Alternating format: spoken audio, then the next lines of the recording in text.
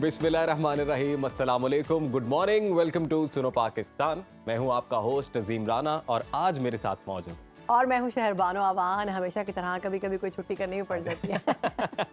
कल मैंने बता दिया था आपकी गैर मौजूदगी में। अच्छा, बहुत बल्कि शुक्रिया, थैंक यू सो हमने मच। तो हमने आपको कैच भी कर लिया कि आप कहाँ गई हुई थी, किस हाँ, सेलिब्रिटी के बिल्कुल, पास गई मैंने हुई थी। छुट्टी तो नहीं थी, खैर फॉलो हम स्टूडियो करते से रहते छुट्टी पीछे थी। पीछे। स्टूडियो से छुट्टी का दिन था कल।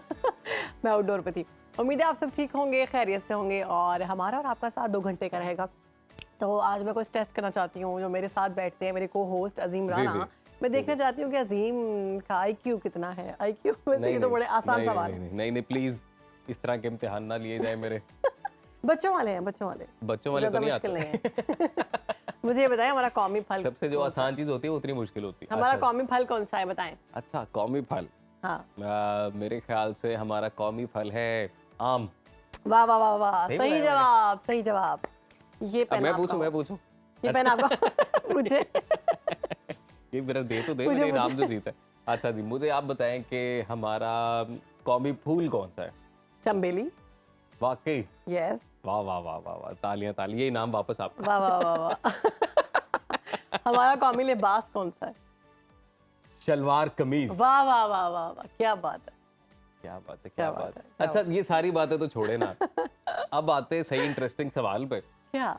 कौमी मशरूब पता है आपको हमारा कौन सा? हाँ, बिल्कुल पता है। पता है आपको? तो हमारे व्यूवर्स को बताएं फिर कौन सा है? आप लोग सोच रहे होंगे रूह अफ़ज़ा या जामे शीरी, नहीं ऐसा नहीं है। हमारा कौमी मशरूब जो है वो गन्ने का जूस है, गन्ने का रस है। यार, उसको ये कहते मुझे हैं आज रो। पता चला है। आपको पंजाबी पता में है? उसको रो भी कहते हैं। हाँ जी, रॉ कहते हैं बिल्कुल। तो और ये गर्मियों में रॉ तो बहुत नहीं पी कहते, जाते इतने स्टाइल से रॉ नहीं, रो। रो पंजाबी रो में। दे 2 ग्लास। हाँ, रो दे 2 ग्लास नहीं, मक्खियां अंदर ऐसे पीस गए। लेकिन ये बड़ी न्यूट्रिशनिस्ट होती है, इसकी बहुत न्यूट्रिशनल अच्छी। वैल्यू बड़ी ज्यादा होती है और ये पीनी चाहिए। अच्छा, इसका मजा बहुत होता है। आपको शिद्दत की गर्मी लग रही हो हाँ, ज़ीम। गर्मी में होती है ना ये। हाँ, और आप ये गन्ने का जूस पी लें, आपको इतना सुकून मिलता है, आपको इतनी ठंडक पहुंचती है। अब कोशिश करें कि उसके अंदर वो उन्होंने चीनी वगैरह जो है वो ना डाली हो, 1-2 और चीज़ डालते हैं वो ना डाली हो, फ्रेश हो, तो इसका मज़ा अलग है। और ये जिस तरह की बहुत तस्वीरें हम दिखा रहे हैं ना, इससे फ्रेश तो मैंने आज तक वाह, अपनी वाह, वाह। जिंदगी में रो नहीं देखी। क्या तो फोटो देख के ठंड पड़ गई है। इसमें तो लगता है इन्होंने कलर भी डाला हो। हाँ, ये जब बनती है स्पेशली इसके अंदर वो अदरक भी ऐड करते हाँ, हैं, मिंट भी ऐड किया हुआ है। मिंट ऐड किया जाता है, फिर काली मिर्चें, काली मिर्चें, काला नमक, काला सॉरी नमक, सॉरी, मिर्ची। काली मिर्चें ऐड कर दी मैंने। मिर्ची कौन मैंने ऐड रेसिपी करेगा? खराब कर दी। अजीम राना, आपको नहीं आती रेसिपी, आप क्यों बता रहे हैं काली यार, मिर्ची? मैंने बनती देखी है, मैंने पी भी हुई है। काली मिर्चें तो नहीं डालते, काला हाँ, वो नमक। काला नमक था ना, तो वो हो जाता है। सारा वो जायका खराब कर रेसिपी दिया। आगे पीछे हो जाती है, कोई नहीं रहा। लेकिन खैर, फायदे तो वहीं पे है ना। बहुत फायदे हैं और मेरे ख्याल से बहुत सारे लोगों को आज पता चला होगा कि हमारा कौमी मशरूब यानी कौमी पीने वाली चीज क्या कहते हैं हाँ उसको? जी, मशरूब ही कहते हैं। कौमी मशरूब ही कहेंगे। कौमी ड्रिंक। कौमी शरबत, हाँ, national drink. National drink, yes. वो ये है गन्ने का जूस। और जानवर का तो सबको पता ही है, हमारा जो कौमी जानवर है मारखोर है। और कौमी परिंदा कौन सा हमारा? ये भी आप बताएं। नहीं, आप बताएं। नहीं, मैं नहीं बता रहा। चकोर। अच्छा, चकोर मैं हमारा इसलिए नहीं कौमी बता रहा था, परिंदा मैंने कहा है। चकोर माइंड ना कर दे, मेरे ज़हन में आ नहीं रहा था चकोर। हाँ, तो ये हमारा बात है जी। चकोर। अब हमारा माशाल्लाह इसी से लेकिन अंदाजा हमारा होगा हमारा कौमी IQ खेल लेवल। कौन सा है? हमारा कौमी खेल कौन सा है? सवाल आपसे। आप सब कहेंगे क्रिकेट। मैं कहता हूँ जी वेले बहना। Good one. ये कौमी हॉकी, हॉकी हमारा कौमी खेल है जी। और लेकिन कौमी हमने जानवर हमारा एक मारखोर। चीज है अजीम राना, जी जी जी, हमने ये जितनी हमारी कौमी चीजें हैं, हम इनमें से किसी का इतना ज्यादा वो नहीं है हमें।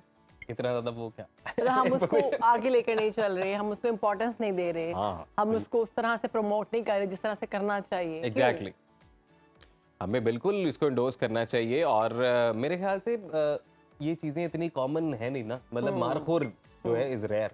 बाकी चीजें तो कॉमन है ही है, लेकिन ज्यादातर लोगों को इन्फॉर्मेशन ही नहीं चंबेली होती। भी रेयर ही है। ज्यादातर इन्फॉर्मेशन नहीं होती ना कि ये हमारा कौमी फूल है, ये कौमी फल है, ये कौमी ये मशरूब पॉइंट है एग्जैक्टली। तो इस वजह से हम थोड़ा रह जाते हैं पीछे। लेकिन बहरहाल जी, मेरे ख्याल से मुझ समेत कई हमारे व्यूवर्स हैं जिनकी इन्फॉर्मेशन में यकीनन इजाफा हुआ होगा। तो अब हम बात कर लेते हैं मारखोर से। मुझे याद आया कि मारखोर आपको पता है रेयर है, और चूंकि हमारा निशान भी है। नेशनल वो भी है, जानवर भी है, नेशनल एनिमल भी जी, है, जी। तो इसके शिकार पर ना पाबंदी है। बिल्कुल।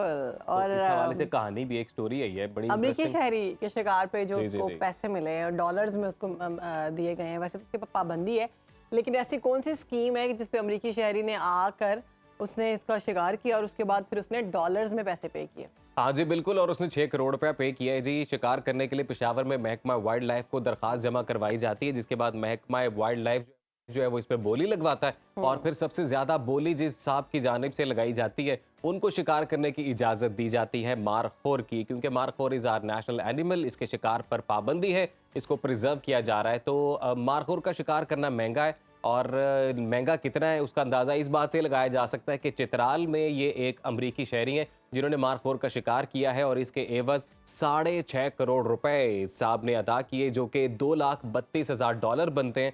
लोअर चित्राल में ये अपनी नौयत की सबसे बड़ी बोली अब तक की है बहुत बड़ी बोली है। और इसका शिकार वहाँ बड़ा पर- मुश्किल होता है वैसे। लेकिन अब ये सारा देखना होगा कि इसकी इजाज़त जो है वो किन वजूहात की बिना पर मिल रही है और पैसे पे करने के हाँ बाद जी बिल्कुल, ये तो आपको ये गवर्नमेंट इजाज़त मिल रही पॉलिसी है ना कि महकमा वाइल्ड लाइफ को दरखास्त आप देनी है कि जो पेमेंट भी शिकार करना चाहता है फिर मारखोर उसके का, बाद बोली लगती है। बोली लगती है। बोली में जो सबसे मेरे ख्याल से ऊपर जो हाईएस्ट होगा, बिड, yes, बिल्कुल जो सबसे उसके ज्यादा बाद पैसे उसको दे रहा इजाज़त है मिल वो जाके शिकार कर सकता है, और एक मारखोर मारने की इजाजत होती है क्योंकि ये बहुत ज्यादा हाइट पे होते हैं, पहाड़ों में बड़ी बुलंदी पे ये होते हैं, इनका शिकार इतनी आसानी से होता भी नहीं है। और ये एक शिकार करने के लिए भी सही प्रोफेशनल शिकारी हैं जो इस बिल्डिंग में पार्टिसिपेट करते हैं, जो बड़े शौकीन हैं। ऑब्वियसली, और वो शिकार करने में कामयाब हो गए हैं। हाँ बिल्कुल। उन्होंने शिकार कर लिया, वैसे उसके बाद उन्होंने शहर पेमेंट भी बानो दे दी। अगर ये हुंजा वाली साइड पे जाए ना, हुंजा गिलगित वहाँ पे बल्तिस्तान, काफी नजर आते हैं वहाँ पे तो ये मारखोर आप मतलब नजर आ जाएगा अगर आप लकी इनफ है, बहुत ज्यादा हाइट पे चूंकि होते हैं। लेकिन वहाँ पे कुछ जो वहाँ के नेटिव रेस्टोरेंट्स हैं, जो वहाँ के इलाकाई जी हाँ। लोगों ने रेस्टोरेंट बनाए हुए ना, तो उन्होंने मारखोर के कोई सींग या मारखोर की कोई फोटो जरूर लगाई होती है अपने वहाँ पे, क्योंकि they feel honoured about this कि ये हमारा यहाँ का जो है वो एक स्पेशलिटी है मारखोर, क्योंकि वहीं पे पाया जाता है। तो ये है जी मारखोर की स्टोरी। आप करना चाहते हैं शिकार को मार? नहीं, मुझे तो बिल्कुल शिकार करना नहीं आता और मैं शिकार बिल्कुल नहीं करना चाहती। तो मैं अपनी स्टोरी का शिकार करना चाहती एज अ पेट रखना हूँ। नो, मैं I am not animal lover, I am sorry, but मैं थोड़ा दूर दूर अच्छा, दूर। दूर दूर मुझे अच्छे लगते हैं लेकिन दूर दूर से टच नहीं कर सकती। Very good. अब हम आपको क्रिकेट से जुड़ा एक दिलचस्प वाकया बताते हैं।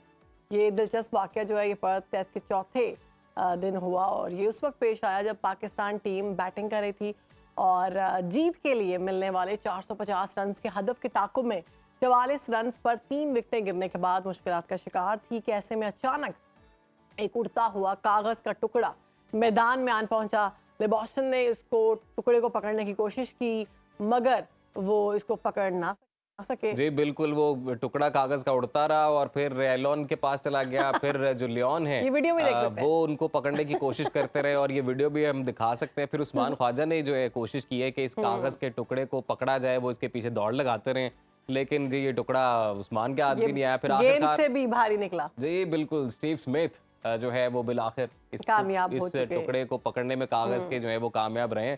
और फिर जो रिएक्शन था ना शहर बानो, वो बड़ा कमाल था। That was amazing and matchless, क्योंकि अच्छा, वो जो वीडियो है ना उसमें देख सकते हैं हमें कितनी कोशिश कर रहे हैं, जैसे लग रहा है कोई विलिंगली इसको खींच रहा हाँ है। जी, लेकिन उसके बाद सेलिब्रेट कर रहे हैं वो प्रॉपर, जैसे आप विकेट लेने के बाद होता है ना कि आप हाथ फेंकते हैं एक दूसरे के साथ। अच्छा, ख्वाजा इस्मान ने बहुत कोशिश की है और उनकी कोशिश के बाद बिलाखिर वो कामयाब हुए और उन्होंने कागज़ के टुकड़े को पकड़ लिया स्टेडियम में जो कागज़ का टुकड़ा आया था। लेकिन अजीम, मुझे यहाँ से एक बात याद आ गई वीडियो देखते हुए और मैच के दौरान। शुक्र है ये मैच भारत में नहीं हो रहा और ये भारतीय क्रिकेटर नहीं है। अगर वो क्रिकेटर ना हो, भारतीय क्रिकेटर होते तो ये पूरा एक इसके ऊपर डॉक्यूमेंट्री बन सकती थी। उसकी वजह उन्होंने कहना था कि पाकिस्तान आया है ये टुकड़ा, उन्होंने कहना था जासूसी कागज आ गया। पाकिस्तान से उड़ता लेकिन हुआ जब जासूसी। उसने स्टीव स्मिथ ने ये कागज का टुकड़ा पकड़ा ना और उसके बाद उन्होंने हाथ फेंके, सब प्लेयर्स ने एंजॉय किया और क्राउड ने भी चीयर किया proper। बिल्कुल, कि बिल्कुल इसी finally तरह से पकड़ लिया। विकेट पकड़ी गई है। हाँ जी। तो बहरहाल जी इंटरेस्टिंग स्टोरी थी क्रिकेट के मैदान से ये भी। अब आगे बढ़ते और आपको बताते हैं जी कि गुज़िश्ता कुछ अरसे से जहाँ मुल्क की सियासत में सोशल मीडिया, इंटरनेट और टेक्नोलॉजी के इस्तेमाल में खातिर खा इजाफा देखने में आया, वहीं अब पहली बार जो है मुल्क की सियासत में आर्टिफिशियल इंटेलिजेंस के इस्तेमाल से तारीख रकम हो गई है और मुल्क की सियासत में मसनूई जहानत का पहली बार इस्तेमाल गुज़िश्ता रोज़ तहरीक इंसाफ की जानिब से जो वर्चुअल जलसा किया गया उसमें किया गया, जिसमें बानी PTI की जो पुरानी तस्वीर हैं और वीडियो क्लिप्स हैं उनमें आर्टिफिशियल इंटेलिजेंस का इस्तेमाल करते हुए उनकी आवाज़ जो है वो डब की गई और वो Clips क्लिप्स चलाए को चलाए गए गए। उनके। बिल्कुल। और PTI की जानिब से मुल्की सियासत में पहली बार AI का इस्तेमाल किया गया है और ये बड़ी डिफरेंट सी बात है कि अब सियासत में भी अब AI का इस्तेमाल किया जा रहा है, क्योंकि हर जो शोबा है वो AI का इस्तेमाल कर रहा है। हाँ जी बिल्कुल, ये लेकिन इसके हवाले से लोग ये भी इंदिया दे रहे हैं कि आर्टिफिशियल इंटेलिजेंस जहाँ पर ये यूज़फुल है वहाँ पर इसका इस्तेमाल करते हुए बड़ी एहतियात बरतनी चाहिए, बिल्कुल। क्योंकि ये उतनी ही खतरनाक भी हो सकती है। बहरहाल, तो ये भी एक इंटरेस्टिंग स्टोरी थी, हमने सोचा ये भी अपने व्यूवर्स के साथ शेयर करें। और एक दिलचस्प कहानी है, और वो है जी सकाफ़त को लेकर, अपने कल्चर को लेकर। तो ज़िंदा कौमें हमेशा अपने इक़्तिदार, रिवायात और तहज़ीब और सकाफ़त से जुड़ी जुड़ी रहती रहती हैं। हैं। और इसकी एक बड़ी शानदार मिसाल एक सोशल मीडिया पर हमने देखी, सोचा आपके साथ शेयर करें। और वो ये जी कि कनाडा में एक तकरीब हुई, और इस दौरान वहाँ का जब कौमी तराना अंग्रेज़ी में अंग्रेजी पढ़ा में। गया, तो साथ ही साथ उन्होंने पंजाबी में भी पढ़ा। वाह वाह वाह, वहाँ क्या पे जो बात लोग है। मौजूद थे, जो क्राउड था, जो कि इस बात अच्छा, का उसके सबूत है। विजुअल्स भी हम दिखाना चाहेंगे।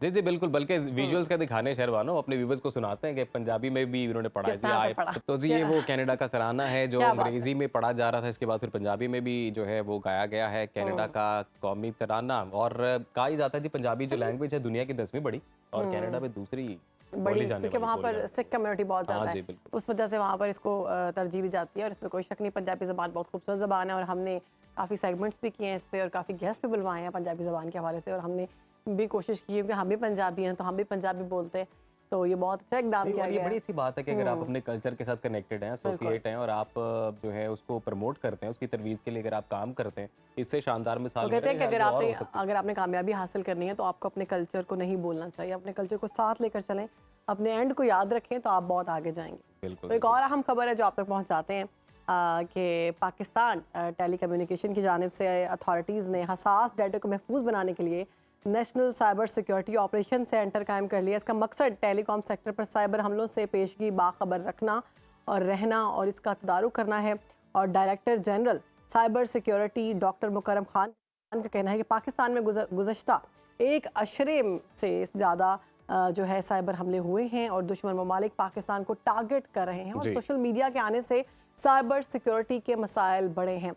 माली फ्रॉड हो जाए, डेटा लीक हो जाए, इस तरह के बहुत से वाक़यात सामने आए हैं। बिल्कुल। यूरोपीय यूनियन समेत दीगर ममालिक में सोशल मीडिया कंपनियों की रजिस्ट्रेशन हो चुकी है, और सेटेलाइट लाइसेंस में पाकिस्तानियों के डेटा की मकामी होस्टिंग यकीनी बनाएंगे। हाँ जी, ये बड़ा अच्छा इकदाम है। इससे डेटा जो है मज़ीद वो महफूज रहेगा, और साथ ही साथ ये है कि जो होस्ट ऑर्गेनाइजेशंस होती हैं, कंपनीज होती हैं, कि जो जिम्मेदार हैं उस डेटा को लेकर, फिर उन तक रसाई भी आसान होती है। और और जिस उन्हें भी तरह आप से इसमें अप्रोच भी कर उन्होंने सकते कहा हैं। है कि बहुत सारे पिछले एक अशरे से बहुत से साइबर सिक्योरिटी के हवाले से मुकदमात सामने आए हैं, बहुत जी। से इश्यूज हैं जिसमें आपका डेटा लीक हो जाना, और बिल्कुल। इसके साथ साथ माली फ्रॉड, ये तो हम आए रोज़ सुनते आते हैं, टीवी पर भी इस हवाले से रिपोर्ट किया जाता है कि फ़लाँ शख्स या फ़लाँ कंपनी या किसी के साथ माली फ्रॉड का सिलसिला पेश आ गया।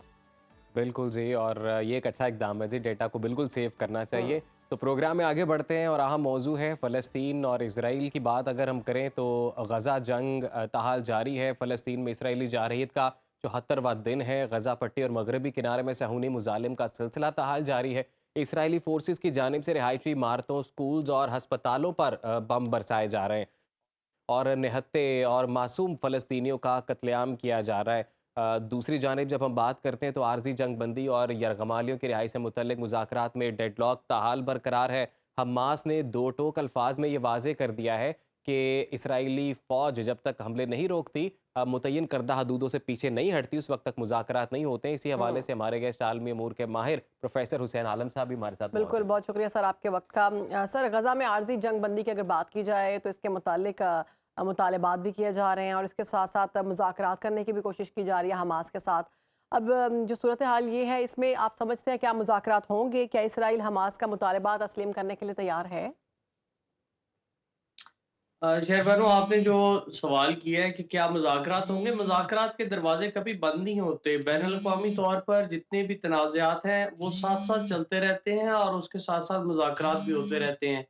बात ये है कि किस चीज़ को किस एंगल से देखना है और कब किसके ऊपर एग्री करना है, ये इंटरनेशनल गेम प्लेयर्स डिसाइड कर रहे हैं इस सारे मामले के अंदर। अभी आप देखें कि रिसेंटली रेड सी के अंदर मूवमेंट्स को हूसी बागियों के हमलों से बचाने के लिए एक नया वॉर के जोन के अंदर ग्रुप जो है, वो फोर्स जो है वो बनाई जाएगी रेड सी में, जी। और अमेरिका जो है इस पे अपने सारे इंटरेस्ट को खुद ही मॉनिटर कर रहा है।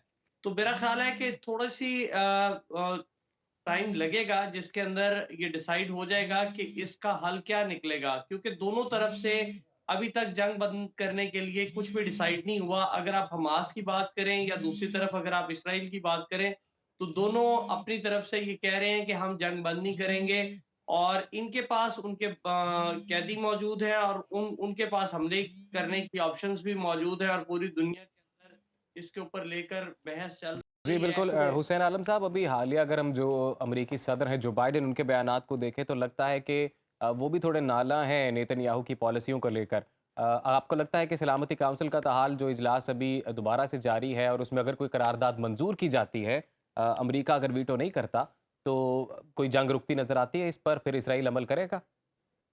मेरे ख्याल में इससे पहले भी बहुत सारी करारदादें मंजूर हो चुकी हैं। अभी रिसेंटली अमेरिका के वीटो को अगर आप साइड पे भी रखते हैं, तब भी पूरी दुनिया तकरीबन एक तरफ खड़ी है और इसराइल और उसके हवारी एक तरफ खड़े हैं। तो मेरा ख्याल है कि ये प्रेशर तो बहुत बिल्ड हो चुका है और अमेरिका के अपने अंदर बहुत सारी ऐसी चीजें जो मईशत से लेके अमन आमा तक और आम लोगों की जिंदगी तक और इवन जो ज्यूज है उनके इंटरेस्ट हैं, अगर आप देखें तो उनके ऊपर जो अटैक्स हैं, जो मुआशरे के अंदर नफरत फैल रही है। जर्मनी के अंदर बैन कर दिया गया, इसके ऊपर गुफ्तगू नहीं कर सकते। बाकी जगहों के अंदर यूरोप के अंदर आप देखें तो ये वो सारी चीजें हैं जो मजबूर करती हैं कि इसराइल को, अगर अमेरिका थोड़ा सा इसके ऊपर रियलाइज करता है कि हमें इसके नुकसानात ज़्यादा हैं, तो मेरा ख़्याल है कि जंगबंदी जी। हो जानी चाहिए। It's too late. अभी 19,700 कुछ लोग जो हैं वो शहीद हो चुके हैं और फिर भी इसराइल जो है वो ऑपरेशन जो है वो जारी रखे और दूसरी अभी तो तरफ अगर आप हुसैन आलम देखो। साहब, हमने ये भी देखा है कि इसराइल के अंदर से खुद आवाज़ें उठना शुरू हो गई हैं, जब अपनी ही हुँ, गलती की वजह से इसराइल ने जो है अपने ही फौजी समझ के बिल्कुल वो ऐसा मार गिराया। बंदे बिल्कुल मार दी ऐसा हैं। हाँ, बिल्कुल ऐसा है। आपका जो चैनल है ये पिछले 1.5-2 माह से इसको लेके चल रहा है और अभी रिसेंट जो डेवलपमेंट्स हैं, इसराइल के अपने अंदर जो सियासी इख्तलाफात हैं और जो ख़वातीन की तंजीमें हैं, उन्होंने खामोश एहतजाज किया है कि वो हर सूरत जंग बंद करना चाहते हैं। इसराइल को एक महफूज प्लेस नहीं समझा जाता यहूदियों की तरफ से। वो हुँ। समझते हैं कि यहाँ किसी भी टाइम पर दोबारा अटैक्स हो सकते हैं और ऐसी सूरत के अंदर कोई जगह ऐसी लिवेबल होनी चाहिए जहाँ ये रह सकें। हुसैन तो आलम अभी साहब, अगर सलामती काउंसिल और जनरल असम्बली इस सारे मामले को नहीं रोक सकती, जंगबंदी नहीं करा सकती, तो फिर इसराइल को कौन रोकेगा? कौन रोक सकता है? क्या-क्या ऑप्शंस हैं? देखें, ये एक लंबी बहस है। पहले तो इसके ऊपर डिसाइड होना चाहिए कि यूएन के पैरामीटर्स क्या हैं। क्या वो मुसलमान मुल्कों के ऊपर और रूल्स लेके चलते हैं और इसराइल के ऊपर और रूल्स लेके चलते हैं? जी हाँ। क्या इराक के अंदर या बाकी जगहों के ऊपर जहां-जहां वेपन्स ऑफ मास डिस्ट्रक्शन का प्रोपेगेंडा किया गया था, क्या वो मिल गए थे? और हुँ। अगर ऐसा नहीं होता कि यूएन की अथॉरिटी को नहीं माना जाता, तो फिर कुछ ना कुछ और करना पड़ेगा और उसके लिए मुसलमान मुल्क जो है ये तो इकट्ठे नहीं हो सके। तो मेरा ख्याल है कि फिर कुछ ऐसा ही किया जाएगा कि नेटो की तरह या कोई और ऐसी फोर्स होगी जो फिर जबरदस्ती मजबूर करे। लेकिन बहरहाल नजर आता है कि जो अमेरिकन लेड वेस्ट है वो और बाकी लोग जो हैं वो इसके ऊपर नहीं आएंगे। इसराइल के खिलाफ को बहुत बड़ी कार्रवाई की आप यकीन जो है ना मत रखें कि वेस्ट या अमेरिका को ऐसी कार्रवाई करेगा। हुँ। अच्छा, तो हुसैन आलम साहब, अगर देखते हैं कि कतर की जानिब से जो कोशिशें की जा रही हैं कि दोबारा से कोई सीज़ फायर हो जाए, तो ये सीज़ फायर होता है, हम उम्मीद करते हैं कि एक बेटर सेंस प्रिवेल करे और जंग बंदी हो, तो फिर क्या लगता है कि आपको इज़राइल जो है वो थोड़ी स्ट्रॉन्ग पोजीशन पर है या हमास थोड़ी स्ट्रॉन्ग पोजीशन पर आता है, अगर जंग बंदी होती है तो? जंगबंदी होती है तो हर सूरत में मेरे ख्याल में तो हमास अभी तक स्ट्रॉन्ग पोजीशन में है। बेशक 20,000 के करीब या अनऑफिशियली शायद 25,000 के करीब लोग मारे जा चुके हैं, लेकिन हमास एक नॉन स्टेट एक्टर है और उसने जिस तरीके से इसको इतने सारे दिन चलाया है, हुँ। हुँ। ये उनकी बहुत बड़ी हिम्मत है। मैं नहीं कहता कि कत्लो-गारत को या कत्लो-खून को सपोर्ट करना चाहिए, वो हर 2 तरफ से बंद होना चाहिए। लेकिन अगर आप पॉलिटिकली देखें, तो हमास जो है वो स्ट्रॉन्ग है, उनके आपस में इख्तलाफात नहीं हैं, जबकि इसराइल के अपने अंदर आवाज़ें उठ चुकी हैं और जो मुसलमान क्या पूरी दुनिया के लोग जो हैं, वो फ़लस्तीनियों के साथ हैं। मैं सिर्फ़ हमास की बात नहीं करता, मैं तो फ़लस्तीन की बात करता हूँ, मैं तो लोगों की बात करता हूँ कि लोग मरने बंद होने चाहिए। हुँ। तो जी। अगर जंगबंदी हो जाती है तो फिर हमें एक लॉन्ग टर्म प्लान बनाना पड़ेगा कि कैसे हेल्प आउट किया जाएगा। अभी तक वैसे यूनाइटेड नेशंस के पास भी कोई प्लान नहीं है। हुसैन आलम साहब, कि इसकी हमास की रेजिस्टेंस को आप किस तरह से देखते हैं? क्योंकि इसराइल एक बड़ी पावर समझा जाता है, जिसके पास one of the best technology है, बेस्ट ऑफ बेस्ट कह लें, उनके पास स्पाई जो है सर्विस वो अवेलेबल है। इसके बावजूद हमास को, जो हमास की जानिब से जो रेजिस्टेंस सामने आई है, उसको किस तरह से देखते हैं आप? आप जरा स्टार्ट इसका देखें ना, तो आपको इसराइल की जो सिक्योरिटी है, जो इसराइल की स्पाई पावर है, जो इसराइल का आयरन डोम है, सबका सब जिसे कहते हैं ना बर्बाद होता नजर आता है। हम्म। कुछ भी नहीं काम किया। आपका आयरन डोम ने काम नहीं किया, आपकी जो स्पाई पावर थी उसने काम नहीं किया, इंटेलिजेंस फेलियर हुआ। और इसी की वजह से नेतन्याहू को इसराइल के अपने अंदर मुखालफत का सामना है। अगर आप बात करते हैं ना कि खौफ, तो वो जो इसराइल का खौफ था ना मुसलमान दुनिया के ऊपर, जो इलाके के अंदर था, रीजन के अंदर हम्म। था, वो खत्म हो चुका हुआ है। जी। इसलिए आप इस चीज से निकल आए कि जी इसराइल अभी तक वहीं खड़ा है। इसराइल ने अपने आप को लूज ज्यादा किया और हमास ज्यादा पावरफुल होकर सामने आई है। आइंदा हम्म। जब भी कोई डिसीजन होगा, हमास को एक पार्टी के तौर पे, जिसे पूरी दुनिया दहशतगर्द पार्टी समझती थी, अब उनके साथ आप मुज़ाकरात करने के लिए अगर बैठे हुए हैं, तो इसका मतलब है उनकी पावर तो बड़ी है। जी। उनको तो ज्यादा वैल्यू मिली है दुनिया के अंदर, जो कि इसमें नॉन कोई शक स्टेट। नहीं कि हमास की पावर के हवाले से लोगों को वाज़ेह हो चुका हुआ है, और इसराइल का जो एक खौफ तारी था वो भी लोगों के सामने आ चुका है कि कुछ भी नहीं है, बनाई हुई चीज़ें, और जंगबंदी के लिए मगरबी ममालिक भी अब आवाज़ें उठा रहे हैं। बहुत शुक्रिया हुसैन आलम साहब, आपने हमें वक्त दिया इस अहम मामले पर। एक छोटी सी ब्रेक के बाद हाजिर होते हैं।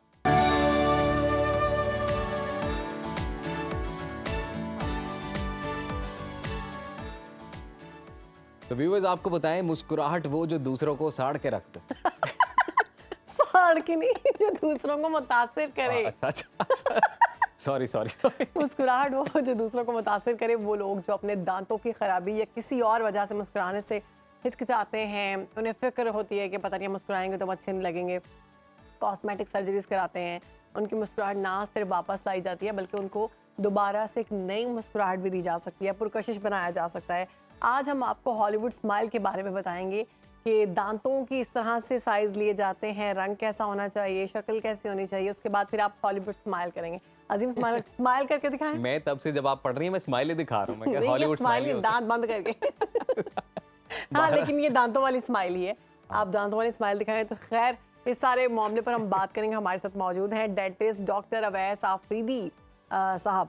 आफरीद साहब, कैसे हैं आप? अवैस साहब कैसे हैं? हॉलीवुड स्माइल क्या है? मुझे हॉलीवुड स्माइल करनी है। अच्छा, हॉलीवुड स्माइल उसे कहते हैं, मतलब कि अपनी मुस्कुराहट को चेंज करना, खूबसूरत करना, तब्दील करना, उसको एक यूनिक सा करना, इसको हम कहते हैं हॉलीवुड स्माइल। अच्छा, तो वैसा अब कितनी मेहनत दरकार होती है इसके लिए? यूनिक किस सेंस में की जाती है? मतलब अगर कोई शख्स, मतलब मैं ही अगर आपके पास आऊं तो मैं बोलूं जी मेरी स्माइल हॉलीवुड कर दें, तो वो क्या, किस तरह से करेंगे? अच्छा, उसके मुख्तलिफ स्टेप्स होते हैं ना, हर किसी का एक तरह नहीं हो सकता। आप फ़र्ज़ करें आप आ गए और आपके दांतों का शेप ठीक है, आपके दांतों की गम्स आपकी ठीक है, सब कुछ ठीक है ना, तो हम आपको कहेंगे कि भाई आपकी सिर्फ जो है ना वाइटनिंग चाहिए आपको। तो हम फिर वो आपका मतलब समझ लीजिए 1 दिन या 2 दिन का प्रोसीजर है। अच्छा। अगर एक पेशेंट आ गया, उसकी दांतों की शेप ही ठीक नहीं है, तो उस सूरत में फिर टाइम चाहिए हमें। अच्छा डॉक्टर उसका साहब, ये करेंगे कि या उसकी विनियर्स। जी जी जी जी जी जी, प्लीज कंटिन्यू। अच्छा, उसकी सेंस में फिर हम विनियर्स उसको एडवाइस करेंगे। तो विनियर पे टाइम लगता है, थोड़ी सी दांत को ऊपर से काटना पड़ता है। इस तरह लड़कियां नेल लगाती है ना, उस तरह समझ ले एक आएगी, वो दांतों पे हम लगाएंगे, तो उसके लिए फिर टाइम चाहिए होता है। फिर अगर किसी के दांत है ही टेढ़े, तो वो तो विनियर से भी कवर नहीं होंगे, तो उसके लिए फिर हम ऑर्थो ट्रीटमेंट करते हैं, उसको पहले सीधे करने पड़ते हैं, उसके बाद हम फिर ये हॉलीवुड स्माइल वगैरह पे जाते हैं। डॉक्टर साहब, वो तो बड़ा इस तरह ये पेनफुल होता different होगा time प्रोसेस उनको सारा। चाहिए होता है। नहीं, पेनफुल नहीं होता। ब्रेसेस में थोड़ा बहुत पेन हो जाता है बंदे को, जब जिस दिन हम टाइट करें या वो करें, बाकी इसमें पेनफुल प्रोसीजर कोई नहीं है। हाँ, प्रोसीजर के दौरान थोड़ा सा डिस्कम्फर्ट या ठंडा लगना, ये चीज़ें हो जाती है, बाकी इस तरह पेन नहीं होता। अच्छा, वैसा डेंटिस्ट्री के बारे में कहा जाता है मुमूमी तौर पे कि बड़ा महंगा काम है। हम भी जब डेंटिस्ट के पास जाते हैं तो एक एक दांत के इलाज के लिए अगर किसी अच्छे डेंटिस्ट के पास जाएं तो वो काफ़ी एक्सपेंसिव है, और अगर आप प्राइस पे कॉम्प्रोमाइज़ करने जाते हैं तो फिर आपको लगता है कि हेल्थ पे भी कॉम्प्रोमाइज़ हो रहा है। तो ऐसी कोई टेक्निक बताएं कि जिससे अल्लाह ने जो नेमत हमें दी है उसे हम कुदरती तौर पर ही महफूज रखें, चक्कर ना ही लगे डॉक्टर का। डॉक्टर हैं। टिप्स तो देंगे। देखो, अगर आपने उसी तरह महफूज रखना है कुदरती तौर पे ना, तो फिर तो आपने उसको सिर्फ मेन जो उसका काम है दांतों को साफ़ रखना होता है। ठीक। अगर आप साफ़ रखेंगे, 2 टाइम ब्रश करेंगे, मतलब रात को सोने से पहले ब्रश करेंगे, सुबह नाश्ते के बाद ब्रश करेंगे, तो आपके दांत हेल्दी होंगे, आपको कोई इशू नहीं होगा। अगर आपके कोई जगह पे आपको लग जाए कि इधर मुझे ठंडा गर्म लगना स्टार्ट हो गया, खाना पसना स्टार्ट हो गया, तब आप डेंटिस्ट को चेक करा दें। वैसे भी साल में 1 दफ़ा चेक कराना चाहिए। और ये जो हॉलीवुड स्माइल, ये तो फिर जाहिर बात है बहुत एक्सपेंसिव अच्छा, प्रोसीजर ओवैस, है। जो आपने कहा ये कि तो अक्सर whitening ये करवानी इसकी चाहिए। हिस्ट्री भी, जो आपने कहा वाइटनिंग करवानी चाहिए, तो ये वाइटनिंग के लिए क्या प्रोसेस है? क्योंकि मोस्टली कुछ लोगों को तो ज़्यादा वाइटनिंग की ज़रूरत होती है, तो इसके लिए क्या प्रोसेस है? उसके लिए एक तो ब्लीचिंग जो आम अमूमन, लेकिन ब्लीचिंग याद रखना परमानेंट नहीं होता, ये आपका 6 महीने या साल तक चलता है। ओके। अगर आप परमानेंट चाहते हैं तो आपको फिर विनियर्स और इन चीज़ों पे जाना होता है। विनियर्स की तकरीबन 10 to 15 ईयर्स तो होती है, जो हमें वो बताती है ना। बाकी परमानेंट के लिए ये, और अगर आप वक्ती तौर पे चाहते हैं, साल के लिए चाहते हैं, 6 माह के लिए चाहते हैं, तो फिर वो ब्लीचिंग एक तो प्रोसीजर इसके है, उस लिए पे होगा। इस्लामाबाद आना पड़ेगा या आप लाहौर भी आते हैं? नहीं, इस्लामाबाद ही आना पड़ेगा। चले ठीक है। और ये भी बताइएगा वैसा कि ऑर्थोडेंटिक एक टर्म है, ये इलाज के लिए यूज़ की जाती है। ऑर्थोडेंटिक इलाज ये बेसिकली है क्या, और ये हॉलीवुड स्माइल के असूल में क्या किरदार अदा करते हैं? ये देखो, अब एक बार पेशेंट आ गया, उसके दांत सारे टेढ़े हैं, ठीक है, और वो मुझे कहता है मुझे हॉलीवुड स्माइल चाहिए, तो सबसे पहले दांत उसके सीधी कर देना, तो सीधी हो जाएंगे, तो उसी पे विनियर पे रहेंगे ना। अगर हम टेढ़े दांतों पे विनियर लगाएंगे, ठीक है, कलर चेंज हो जाएगा, लेकिन दांतों पर भी टेढ़े होंगे। तो वो टेढ़े दांत को सीधी करने के लिए उसको हम ऑर्थोडोंटिक ट्रीटमेंट कहते हैं, उससे हम करते हैं। उससे जब सीधी हो जाए, उसके बाद हम जाएंगे उस पर हॉलीवुड स्माइल पे जाएंगे। ठीक है।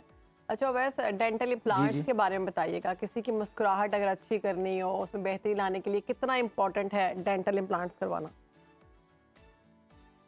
देखो, अब एक पेशेंट है, पहले ज़माने में अब तो ये था कि लोग वो डेंचर लगाते थे, कहीं महफिल में बैठे, कहीं इस तरह जगह पे बैठे, और वो लूज़ है तो वो जाहिर बात है गिर भी जाता है उससे। वो चीज़ों को ख़त्म करने के लिए आजकल बाहर दुनिया में तो कब से हैं, इम्प्लांट एक लेटेस्ट टेक्नोलॉजी है। अब एक पेशेंट है, मुंह में एक दांत भी नहीं है, वो कहता है डॉक्टर साहब मुझे हॉलीवुड स्माइल दे दे, तो वो किस तरह देंगे? मुंह में स्माइल ही नहीं, कोई दांत ही नहीं है। तो उसके लिए हम पहले इम्प्लांट लगाएंगे, इम्प्लांट लगा के ना उसके ऊपर फिर हॉलीवुड स्माइल या दांत बनाएंगे। तो वैसे तो ये सारी जो में ये कॉस्मेटिक main role है। ट्रीटमेंट होते हैं, ये जो सर्जरी होती है, इसके साइड इफेक्ट भी होते हैं? देखो, साइड इफ़ेक्ट्स तो हर चीज़ का, अब इम्प्लांट के अगर आप कहोगे ना, तो आपके पास ऑप्शन ही नहीं है ना। वो तो आपको साइड इफ़ेक्ट्स को आप साइड पे रख दे, क्योंकि आपका तो अगर एक ही दांत मुंह में नहीं, तो आप तो खाना भी नहीं खा सकते ना। ऐसे ही जी। तो उस सिलसिले में तो हम फिर इम्प्लांट कहते हैं ये बेस्ट ऑप्शन है। अब एक पेशेंट, उसके दांत सारे सीधे हैं और वो चाहता है कि मैं हॉलीवुड स्माइल करूं, तो जाहिर बात है थोड़े से साइड इफेक्ट, सबसे बड़ा साइड इफेक्ट चाहिए कि उसके दांत ऊपर से थोड़े थोड़े अच्छा, वैसे कट जाएंगे। अब दूसरा, बात उसको ये फिर कि सारी उम्र स्माइल- विनियर्स के साथ ही गुजारना है। स्माइल अच्छी होना बहुत अच्छी बात है कि स्माइल अच्छी होनी चाहिए, और मेरे ख्याल से ये एक लग्जरी में है कि अगर आपके पास बेसिक दांत, मतलब अगर आपका जो है वो है मामला ठीक है मुंह का, उसके बाद एक लग्जरी के लिए आप चाहते हैं कि जी ये हॉलीवुड अब स्माइल मुझे आ जाए, तो उसके लिए ऑब्वियसली एक महंगा ये एक शौक है, आपको पैसे देने पड़ेंगे इसके अच्छे खासे। ये कहिएगा कि बुनियादी सेहत को मेंटेन रखने के लिए अब हम अक्सर देखते हैं कि 1-2 दांत अगर टूट भी जाए तो हम लोग परवाह नहीं करते हैं, 1-2 दांत मुंह में नहीं भी है तो हम फिर भी खाना खा रहे हैं, तो ये कितना खतरनाक हो सकता है? देखो, अगर आपके फर्ज करें एक साइड के दांत, 2 दांत नहीं है, अगर सामने के नहीं है, तो सबसे पहले एस्थेटिक इशू है। आप कहीं महफिल में नहीं बैठ सकते, आपको थोड़ी सी शाई फील होगी ना। अगर एक साइड के मिसिंग है, तो सारा आप खाना दूसरे साइड से खाएंगे, तो उसका फिर अलग जॉइंट इश्यूज आ जाते हैं। ठीक है, आपको फिर बेहतर ये है कि दोनों साइड पे दांत हो, दोनों साइड पे, एक साइड पे खाना नहीं खाना चाहिए। तीसरा ये भी है, अगर उधर इस तरह कोई जड़ पड़ी या कोई चीज़ पड़ी, उसमें खाना शाना पसता है, तो उससे बैड ब्रेथ भी है, बैड स्मेल भी आ जाती है, ये भी इसकी वजह है। दूसरा, देखो मैं आपको हॉलीवुड स्माइल का एक थोड़ा सा छोटा सा हिस्ट्री बता दूं ना। अब ये आया क्यों था? ये हॉलीवुड स्माइल बहुत 90s या उस तरह उसमें आया था। उसका ये मेन कंसेप्ट था कि जो एक्ट्रेस वगैरह होते थे ना, उनके अगर कोई दांत टूट जाते थे या ख़राब हो जाते थे, तो वो मीडिया को फेस नहीं कर सकते थे, तो उनको शाई फील होती थी। तो उस टाइम पर ये वो करके ना विनियर एक समझ ले कि आ गया, उसने उस पर। तो फिर छोटे जो एक्ट्रेस होते थे उनकी भी वो विनियर लगा दिया, उसका दांत गिरा है, बच्चा है छोटा, वो उसकी कोई शूटिंग है और दांत नहीं है, आप क्या करेंगे? तो उसके लिए फिर विनियर आ गए। फिर बड़ों का भी यही इशू था कि उसके लिए दांत कोई ख़राब है, कलर ख़राब है, गिर गया, उसका क्या करेंगे? उसके लिए भी फिर विनियर आ गए। अभी हमारी तो ये एक्ट्रेसेस जो हैं concept वो भी भी उधर से बने, ये लेकिन ये दांतों आपकी के बात प्लांट्स लग्जरी। करवाती हैं, वाइटनिंग करवाती हैं, शेप चेंज करवाती हैं, हमने देखा है। अच्छा ये बताइएगा कि जो हॉलीवुड स्माइल है इसको करवाने में अगर किसी के दांत सीधे हैं तो कितना वक्त लगता है और इलाज में कितना ज़्यादा पैसा खर्च होता है? देखो, अगर दांत आप कह रहे टेढ़े हैं ना, तो ये तो बहुत एक्सपेंसिव हो गया। सबसे पहले उनको टेढ़े दांत को सीधा करना है, वो आप समझ लिए लाख से लेकर 3 लाख तक के दरमियान है। ठीक है, गवर्नमेंट अस्पताल में तो सस्ता है। ठीक है, अगर आप गवर्नमेंट फिर उस अस्पताल पे में जाएं ये सहूलियात हैं? उसके बाद हॉलीवुड, जी हाँ, बड़े बड़े हॉस्पिटल्स में है। ठीक। ये औरतों की ट्रीटमेंट बड़े हॉस्पिटल्स में है, काफ़ी हॉस्पिटल्स में है। Great. छोटों में नहीं है लेकिन बड़े हॉस्पिटल्स में तो है। वैसे अब हॉलीवुड उसके स्माइल के लिए बाद आप आपको कह रहे हैं जाना कोई होगा, 3-3.5 लाख रुपया तकरीबन प्राइवेट अगर ट्रीट कराते हैं तो खर्चा आता है। तो कोई ये लॉलीवुड सिर्फ स्माइल सीधे वाला करने के पैकेज है? वो पैकेज देखो, जब आपकी बात जो पैकेज लो करेंगे तो क्वालिटी लो हो जाएगी। उसके बाद आप लॉलीवुड तो इसके स्माइल बाद वाला हम भी हॉलीवुड होना स्माइल पे चाहिए। जाएंगे तो उसके अलग चार्जेस होंगे। अच्छा, सही। तो ये बहुत ज़रूरी है, मतलब हर आप रेकमेंड करते हैं बतौर डेंटिस्ट के हर बंदे को हॉलीवुड स्माइल के लिए जाना चाहिए? Is it necessary? नहीं, मैं तो अगर आप मुझे अपना पूछे कि डॉक्टर साहब आप अपना हॉलीवुड स्माइल करना चाहते हैं, तो मैं तो इस दांतों के साथ खुश हूँ। मैं कहता हूँ दांत हो मुंह में बस। क्या बात। अब कोई किसी का ये सोच होता है कि ये मुझे दांत सफ़ेद चाहिए, खूबसूरत चाहिए, तो वो लोग फिर करते। लेकिन मैं कहता हूँ अगर किसी को इतना इशू नहीं है तो ना जाए तो अच्छा बेहतर है, डॉक्टर क्योंकि साहब, नेचुरल कुछ लोग दांत कहते हैं नेचुरल कि होते हैं। दांतों को ना ही छेड़ें तो अच्छा है, जो आपके नेचुरल दांत हैं उस जैसे आपको दांत नहीं मिलते। अब बेशक आप जितना मर्जी पैसा लगा लें, आप लाख, 2 लाख, 3 लाख, 5 लाख लगा लें, लेकिन जो मसनूई दांत हैं वो तो मसनूई हैं। और आपके दांत कब तक हमें अपने दांतों को नहीं छेड़ना चाहिए? देखो, ना छेड़ना एक अलग टॉपिक है। अगर आप वैसे ठीक ठाक दांत है उसको छेड़ोगे तो वो तो ज़ाहिर बात है गलत वो है ना। अगर आपको दांत खराब, अब कोई पेशेंट हमारे पास आता है, डॉक्टर साहब ये बताए स्केलिंग, ये दांतों की सफाई करना, उसकी कोई साइड इफ़ेक्ट है? मैं उसको डायरेक्ट ये कहता हूँ कि आप साइड इफ़ेक्ट छोड़ दें, आप अपनी मुंह की कंडीशन तो देखें ना। ऐसे ही। उसको तो 100% ज़रूरत है आपको साफ़ ना करने की। आप मुझसे ये पूछ, डॉक्टर साहब मैं साफ़ ना करूँगा तो उसको क्या नुकसान आते हैं? एक दिन आएगा आपके दांत वो सारे बोन नीचे चला जाएगा, गम्स नीचे चले जाएंगे और दांत जो है ना हाथ में आ जाएगा। जैसे दांतों में तो इसको कीड़ा हम लग नहीं जाता सोचते, है, हम सोचते किसी कि के दांतों में कीड़ा अगर लग जाता है, दांत हाँ जी, अब बहुत- कीड़ा लग गया, बिल्कुल एक कीड़ा लग गया, एक बंदा कहता है नहीं डॉक्टर साहब मैंने दांत को नहीं छेड़ना, कीड़ा लग गया। नहीं भाई, उस वक्त उस टाइम आपको ज़रूरत है, ना छेड़ना उस टाइम नुकसानदेह है। हाँ, एक ठीक ठाक दांत है उसका वैसे क्या डॉक्टर साहब इसको फिल करा दिए, फिर वो नुकसानदेह बात है। लेकिन कीड़ा लग गया तो फिर तो आपको 100% करना होगा। नहीं करोगे तो RCT पे चला जाएगा, वो भी नहीं करोगे तो आखिर में दांत निकालना ही पड़ेगा। अच्छा, तो हम ये सबसे अक्सर बड़ा के लॉस देखते है। हैं कि दांतों में अजीम दांत जो है वो अच्छे होते हैं, लेकिन मसूड़े जो है ना वो ढीले होना शुरू हो जाते हैं, वो दांतों को छोड़ना शुरू हो जाते हैं। हाँ, गम्स का गम, मसला आ जाता है। हाँ, ऐसी सूरत में क्या करना चाहिए और क्या वजह है? बिल्कुल, अभी मैं आपको ये बता रहा था कि इसके मेन वजह ये कि हम दांत नहीं साफ़ करते। तो अब आप बिल्कुल डीपली देखें तो दांत और मसूड़ी के दरमियान एक छोटी सी नेचुरल स्पेस होती है। ठीक। अगर आप दांत साफ़ नहीं करते तो उधर वो गंद जमा होना स्टार्ट हो जाता है, आखिर में वो एक हार्ड बॉडी पे कन्वर्ट हो जाता है। मतलब इतना सख्त होता है कि आप उसको ब्रश वगैरह से वो हट नहीं जाता। उस टाइम पर जहाँ पे गंद आता है ना, तो ये मेरा आसान सा फार्मूला है कि उधर से हड्डी भी नीचे जाएगी और गम्स भी नीचे जाएगा। तो ज़ाहिर बात है गंद आ गया तो उससे हड्डी नीचे जाएगी और मसूड़ा सूज जाएगा, मसूड़े में ज़ख्म हो जाएगा, उससे खून भी आना स्टार्ट हो जाएगा, उससे बदबू भी आनी स्टार्ट हो जाएगी। तो ये इसकी फिर उसकी इलाज ये कि सब इसको ट्रीट करना है, ये सिंपली उसको क्लीन करना है। जी बिल्कुल, अपने Scaling हम दांतों उसको का कहते हैं, ख्याल वो रखना procedure चाहिए और करना अपनी है, उससे फिर खूबसूरती का ख्याल ठीक हो रखना जाएंगे। चाहिए, क्योंकि दांत जितने खूबसूरत होंगे, जितनी स्माइल खूबसूरत होगी, उतने ही आप खूबसूरत लगेंगे। बहुत शुक्रिया डॉक्टर अवैस साहब, आपने खुसूसी वक्त निकाला, सुनो पाकिस्तान को वक्त दिया, और आई एम श्योर कि हमारे जिन्होंने इस सेगमेंट से काफ़ी इन्फॉर्मेशन हासिल की। एक छोटी सी ब्रेक के बाद हाजिर होते हैं।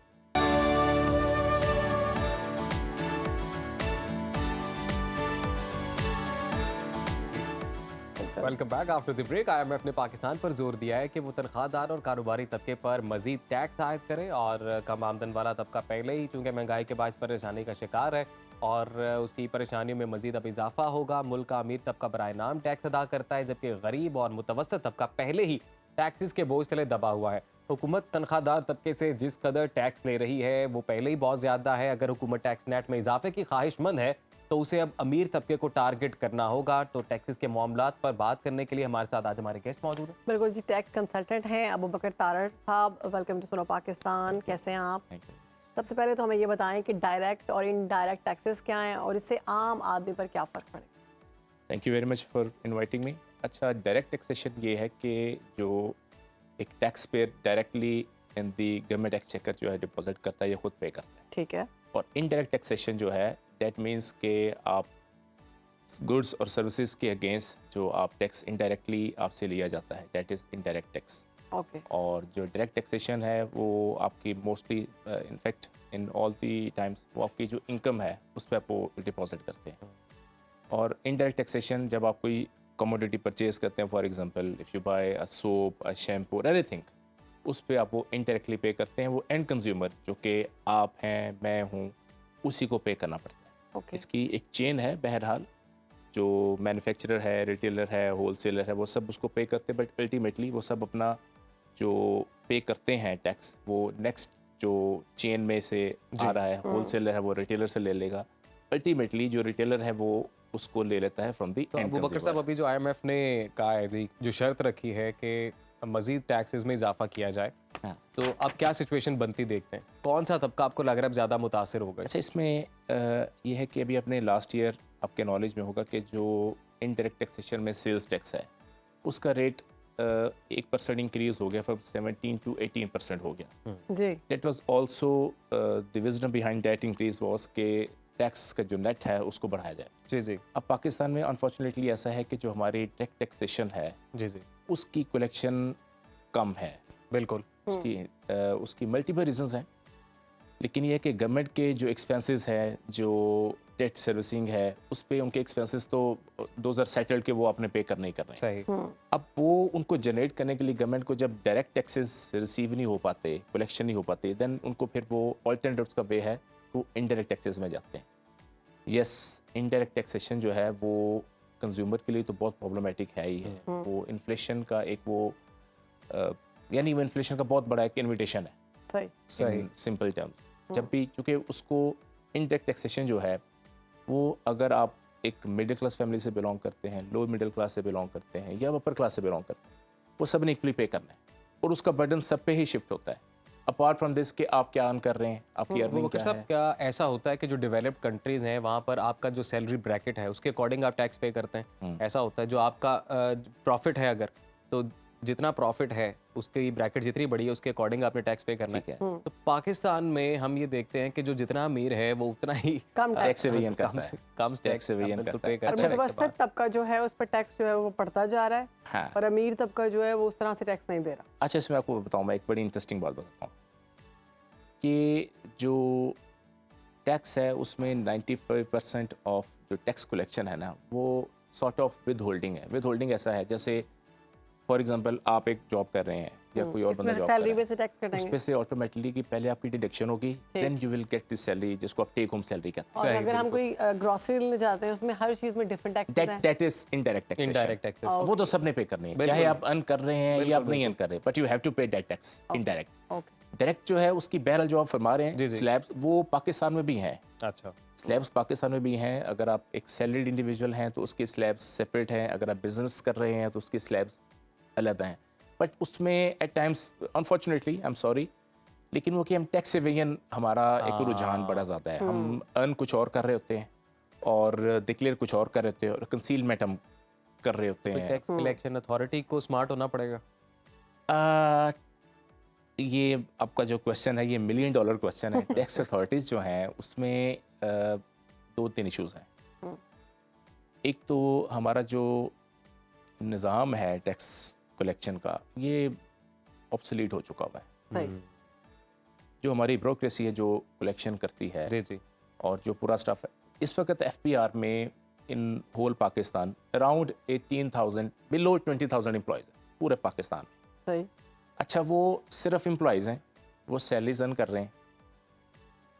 जो टैक्स कलेक्शन है वो 95% टैक्स कलेक्शन ऐसी है जो ऑटो पे लगी हुई है। अच्छा। उसमें they are not playing any sort of role, वो हो या ना हो। वो कलेक्शन ऑटोमेटिकली गवर्नमेंट एक्सचेकर में आती रहेगी। विद होल्डिंग्स हैं, आप परचेजेस करते हैं, आप इंपोर्ट्स करते हैं, आप सर्विसेज प्रोवाइड करते हैं, वो सब ऑटो पे कलेक्शन हो रही है। 5% कलेक्शन ऐसी है। ऐसी वक्त कम में सिर्फ ये बता दें ऐसी कौन सी इस्लाहात लाई जाएं जिससे टैक्स कलेक्शन में आसानी हो सके और इसमें सबकी साथ बराबरी में टैक्स लिया जाए। बराबरी में टैक्स। इसमें सबसे पहले तो ये है कि अगर आप जो टैक्स पे कर रहे हैं उनको आप इंसेंटिव्स दें, उनको आप अप्रिशिएट करें। जो नहीं दे रहे उनको आप ज़ाहिर है, जिस तरह अभी रिसेंटली FPR ने बड़ा अच्छा एक कदम उठाया है। होपफुली अगर उसको वो करते हैं तो बड़ा अच्छा हो जाएगा कि आप एडवर्टीजमेंट में देख रहे होंगे मीडिया पे कि आपकी सिम्स ब्लॉक हो जाएंगी, आपका इलेक्ट्रिसिटी का आप कनेक्शन कोई चीज़ मुनक़ता में हो ट्रैवल नहीं कर जाएगा। सकेंगे, फाइलर क्यों launch हो जाएगा? अगर आप फाइलर नहीं हैं, अगर आपने रिटर्न फाइल नहीं की, this is the way. Secondly, अगर थोड़ा सा इनकी ट्रेनिंग ऐसी की जाए, जो स्टाफ है FPR का, कि जी, परफॉर्मेंस बिल्कुल। बेस्ड उनकी परफॉर्मेंस FBR अथॉरिटीज़ को चाहिए जी कि ज़रा एफिशिएंट हो और टैक्स कलेक्शन बढ़ाई जाए ताकि मुल्क की इकोनॉमी बेहतर हो। अबू बकर तारड़ साहब, बहुत शुक्रिया Thank सर, you आपने very much. वक्त दिया। Thank you very और much. आई एम श्योर कि हम किसी और दिन भी निश्चित रखेंगे ताकि ये इंशाल्लाह। बड़ा इंटरेस्टिंग और बड़ा डिटेल टॉपिक है, इस पे मजीद ये तो लंबा टॉपिक है जी। बिल्कुल इस पे गुफ्तगू और एक करें। छोटी सी ब्रेक, उसके बाद आप देख सकेंगे हमारा special segment face to face.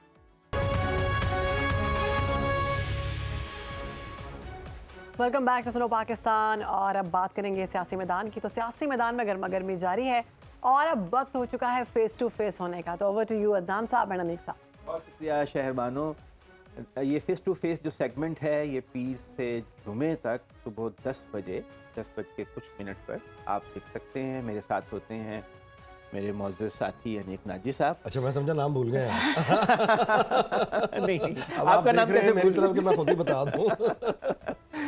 तो नाज़रीन देखें, सियासत में अब तकरीबन 1.5 महीना तो रह गया है इलेक्शन होने में। गो कि अभी भी बहुत से लोग जो हैं बेयकीनी की बातें कर रहे हैं और ये कह रहे हैं कि कोई राग अब अलाप रहा है, कोई राग अलाप रहा है। लेकिन सुप्रीम कोर्ट के फैसले के बाद बहुत वाज़े तौर पर ये अब हो गया है कि 8 फरवरी को आम इंतखाबात होने जा रहे हैं। इस मौके पे लोग तवक्को करते हैं कि जो बड़ी सियासी पार्टियां हैं, और पाकिस्तान में 3 बड़ी सियासी जमातें हैं, पीपल्स पार्टी, मुस्लिम लीग नवाज़ और तहरीक इंसाफ। वैसे और भी हैं, जमीयत उलमा इस्लाम है, बलूचिस्तान की पार्टियां हैं, छोटे छोटे बहुत से ग्रुप हैं इस्लामी पार्टियों के, जमात इस्लामी है और MQM है कराची में। तो ये सब लोग अपना अपना बयानिया देंगे, अवाम में अपना मौक़िफ़। अब ये बयानिया का लफ्ज़ जो है ना बहुत फैशनेबल हो गया है कि बयानिया बयानिया बयानिया। पहले हम मौक़िफ़ का लफ्ज़ इस्तेमाल किया करते थे, मंशूर का लफ्ज़ इस्तेमाल किया करते थे, लेकिन अभी तक लगता नहीं है कि कोई सियासी जमात जो कि मेन कंटेंडर्स हैं उन्होंने कोई बयानिया दिया हो। लेकिन एक्टिविटी हो रही है, जोड़ तोड़ की सतह पे हो रही है। नून लीग जो है वो सिंध में एक्टिव होने जा रही है, ऐलानात हो रहे हैं कि शहबाज शरीफ और मरीम नवाज़ वहाँ से इलेक्शन लड़ेंगे कराची से। और बलूचिस्तान में आसिफ अली जरदारी एक्टिव हैं। बिलावल भुट्टो जो हैं पंजाब में, वो कह रहे हैं कि जी हमें लेवल प्लेइंग फील्ड नहीं मिल रहा, हमें यकसा मौके नहीं मिल रहे, अगर मिले हमें आज़ादी यहाँ पर तो फिर हम यहाँ पे सरप्राइज़ दे सकते हैं। उनके वालिद साहब तो बहुत बड़ी बड़ी बातें, बड़े बड़े दावे करते हैं। आसिफ अली जरदारी का कहना है कि वो बलूचिस्तान का इतना बड़ा रकबा है, वो सेंट्रल एशिया से पानी ला के सारा आबाद कर देंगे, पाकिस्तान अमीर हो जाएगा। वो कहते हैं मैं पूरे मुल्क को संभाल सकता हूँ, मुझे वो पता है राज। हालांकि कराची में सड़कें टूटी हुई हैं, 15 साल से पीपल्स पार्टी की हुकूमत है, पीने के पानी की किल्लत है, जब बारिश होती है तो सैलाब की सी कैफियत हो जाती है, वहाँ पे कचरा उठाने का तो इंतज़ाम नहीं है, जगह जगह कचरे के ढेर होते हैं। कराची को कचरे का शहर बना दिया गया है, लेकिन दावा यही है कि पूरे मुल्क को मैं संभाल सकता हूँ। क्या ये पीपल्स पार्टी का बयानिया को आवाम में बिकेगा? नहीं जी, ये तो सिरे से को बयानिया है ही नहीं, ये तो बेसिकली बातें हैं। और बयानिया जो है वो आप यूँ कहिए कि ओवरऑल चूँकि हमारे माशरे में एक क्रिकेट के अलावा कोई ऐसी स्पोर्ट्स है नहीं मुकामी जो आदमी जो आपके एग्रेशन का बंदोबस्त कर सके, या वो थिएटर्स उस तरह के चूँकि नहीं होते, तो वो जो फितरत इंसानी है कि उसको बहरहाल कहीं ना कहीं वो चस्का, चटखारा, मसाला जो उसकी ख्वाहिश होती है, वो फिर हम सियासत में हम भी तो इसीलिए बैठे हैं ना, सियासत उस में ख्वाहिश अब की। उस चीज़ जो चस्का चटखारा टाइप चीज़ है वो उसको PTI जो है वो अपनी इंतहाओं पर ले गई। अच्छा, और हमें वो एक एंग्री यंग मैन, वो एक धाड़ता हुआ आदमी जो हमें सुपरमैन बनकर ये कहे कि मैं सुपरमैन हूँ, और उसके साथ उसको एक वो किया जाए, तो फिर वो एक 12 मसाले की चाट टाइप चीज़ बन जाती है, जो चस्का फरोशी के लिए तो बहुत अच्छी चीज़ है, लेकिन ना उसका हकीकत से कोई ताल्लुक है, ना उसका हकीकी दुनिया से कोई ताल्लुक है। अब ये जो बयानिया मिसाल के तौर पे कहा जाता है कि PMLN का बयानिया, कहाँ है। अब पीपल्स पार्टी जो दावे कर रही है जो उनका जरदारी साहब, अब 21 अक्टूबर की जो तकरीर नवाज शरीफ की थी जब वो यहाँ मीनार पाकिस्तान पे थी, प्रिसाइसली इसी पॉइंट को उसने एड्रेस किया था। यानी उसने ये कहा कि पूछते हैं हमारा बयानिया क्या है।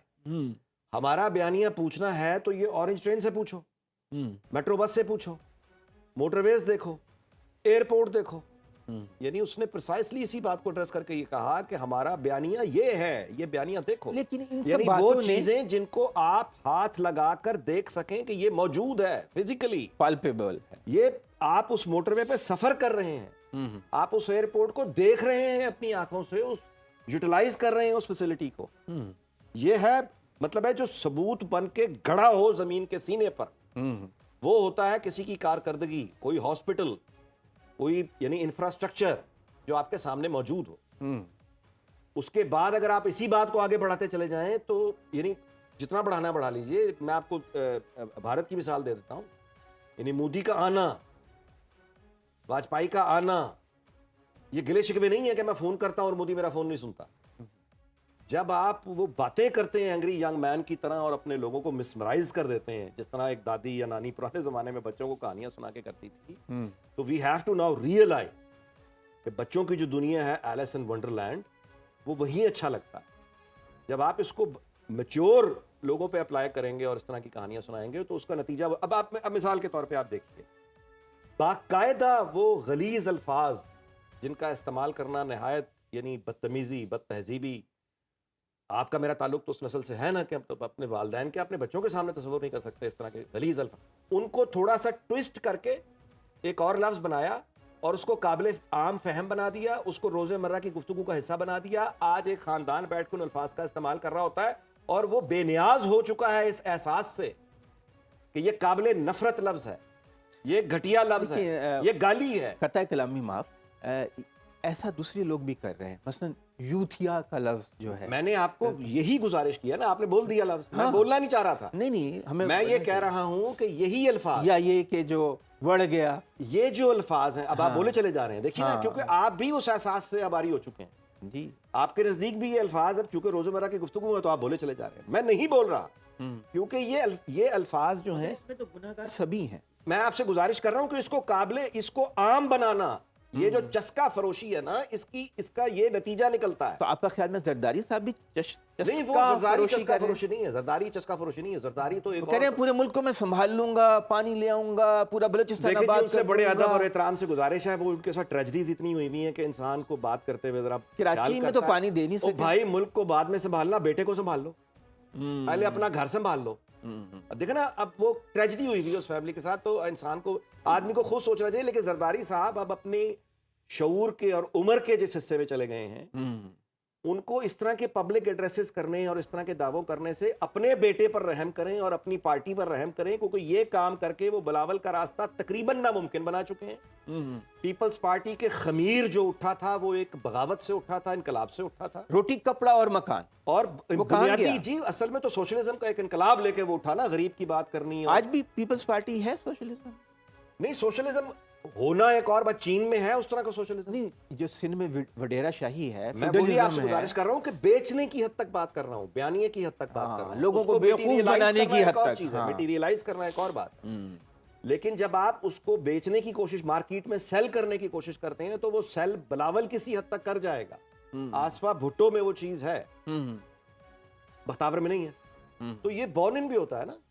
अब नून लीग में अगर आप देखें तो यहाँ जो एक लोगों के साथ कनेक्टिविटी है, वो जो एक आप मतलब है कहते हैं खड़ा होना है, वो आपको जो दो वैरायटीज मिलती हैं वो मिल जाती हैं नवाज शरीफ में जरा थोड़ा धीमे अंदाज में, मरियम नवाज में आपको वो मिलता है पूरा एक चैलेंज करना, अग्रेशन है। हाँ, लेकिन वो आपको हमजा में नहीं मिलेगा, वो आपको वहां शहबाज शरीफ की तरफ नहीं मिलेगा।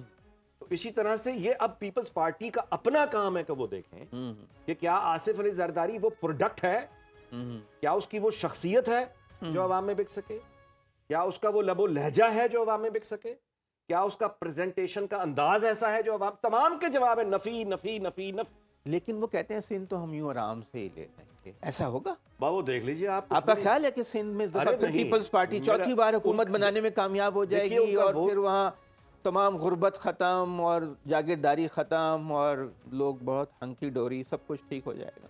मामला ये है कि एक वोट बैंक सिंध में जो ये कहता है कि नहीं है, वो जाहिर है कि किसी ख्वाबों की दुनिया में रहता है। पीपल्स पार्टी की रूट्स मौजूद हैं, हाँ हाँ, मौजूद हैं, लेकिन इस तरह भी नहीं है कि वो ये दावे करेंगे वो पूरा झाड़ू फेर देंगे और उसके बाद वो ये भी कर लेंगे।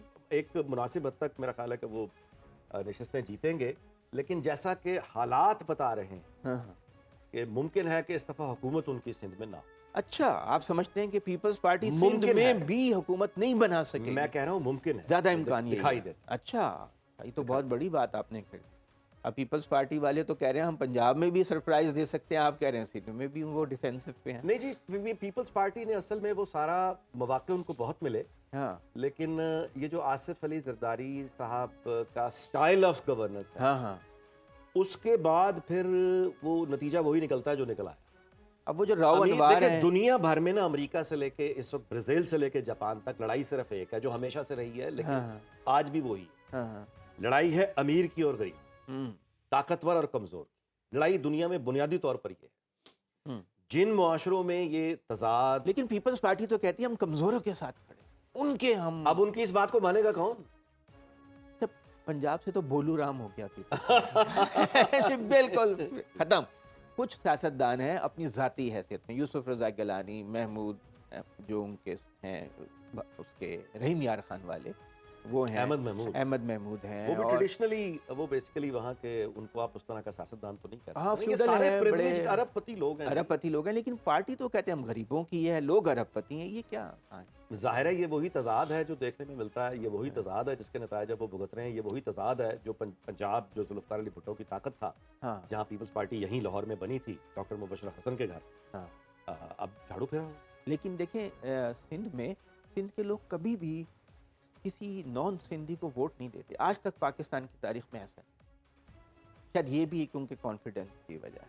नहीं तो सिंध में बाकी पीपल्स पार्टी के अलावा दूसरी भी तो सिंधी है ना। हाँ, लेकिन वो शायद ज्यादा फ्यूडल हैं, पीपल्स पार्टी कम फ्यूडल है। लोग इसलिए पसंद बहरहाल करते वो हैं। अच्छा, आपने मेरा पीपल्स ख्याल है पार्टी कि का they बयानिया वैसे जो ये है कि हम सारे मसाइल हल कर देंगे और हमारे पास, पंजाब में तो लगता है मुझे सेल नहीं करेगा। देखिए, पीपल्स केपी में भी सेल नहीं करेगा। पीपल्स पार्टी का बयानिया मुझे मेरे इल्म में नहीं है कि क्या है। हाँ। उनके वो पास जरदारी तो साहब की तकरीरें, बिलावल की उनके पास तकरीरें, तो बुनियादी तौर पे वो उस तरह इंफ्रास्ट्रक्चर डेवलपमेंट का दावा भी नहीं कर सकते। वो वो कहते हैं हमने सिंध में बहुत अस्पताल बनाए आलमी मियार के, जो कि बनाए भी होंगे, मतलब इसमें मौजूद हैं, वो भी मौजूद हैं, होंगे नहीं बल्कि मौजूद हैं, उन्होंने लेकिन वहाँ बनाए तो हैं। दवाएं नहीं मिलती, कुत्ते के कांटे का इंजेक्शन तक नहीं वहाँ पर होता। सरकारी अस्पतालों के देखें, बात यह है कि पीपल्स पार्टी का बयानिया और पीपल्स पार्टी का आगे चलना, उसमें तो वो दूर दूर तक कहीं नजर ही नहीं आती। अवाम में, जैसा मैं गुजारिश कर चुका हूँ, जो चस्का और चटकारा मिलता है वो पीपल्स पार्टी के पास 12 मसाले की चाट मौजूद नहीं है। बाकी रही बात चटखा और चटखारे का मतलब क्या होता है हमारे सोसाइटी में, अब ये ख़ास तौर पे पीटीआई ने 5th जनरेशन वॉर का जो एक वो जो एक वंडरलैंड टाइप, एक वो जो मखलूक तैयार, वो जो एक शऊर तैयार किया गया है, हाँ, उस शऊर को गाली अच्छी लगती है, उस शऊर को बुज़ुर्गों की और पूरी नस्ल की तौहीन अच्छी लगती है। वो चोर डाकू से कम बात करने पर तैयार नहीं होता, और उसके नज़दीक जब तक इस्टेब्लिशमेंट और अदलिया इन लोगों को टारगेट बना के वो ना किया जाए, उसको मज़ा नहीं आता। लेकिन ये मैं आपको बताऊं, ये सारी की सारा जो शऊर की बुनियादें हैं, ये गालम गलोच, ये डाकू चोर, ये तौहीन करना दूसरे की और गालियों को आम रोज़मर्रा का, ये सारी की सारी चीज़ों का अंजाम एक दुख भरे, यानी आप कहिए नतीजे के सिवा कुछ नहीं। लेकिन यानी कुछ बातें इसमें ठीक ना भी तो है ना। डेवलपमेंट है, मुल्क में इसमें ना करप्शन इकोनॉमी- बहुत है, कोई काम सरकारी दफातर में करप्शन के बगैर नहीं होता। हम देखते हैं कि पाकिस्तान माशी तौर पे दिवालिया है, 125 अरब डॉलर का मकरूज़ है। हमें फ़ौरन अब तो कर्जे भी नहीं देते, जितने कर्जे हमें चाहिए उससे आधे कर्जे भी नहीं हमें बाहर से मिल रहे तो हैं। जब आप रूहानी यूनिवर्सिटियां बनाएंगे, अब्दुल कादिर यूनिवर्सिटी, रूहानियात के ऊपर आप कहेंगे मैं यूनिवर्सिटी, और बाद में निकलेगी कब्जे की ज़मीन, आप यहाँ बिठाएंगे उस्मान बुज़दार और निकलेगी फराह गोगी की कहानियां, पोस्टिंग ट्रांसफर्स के आप पैसे पकड़ते हैं।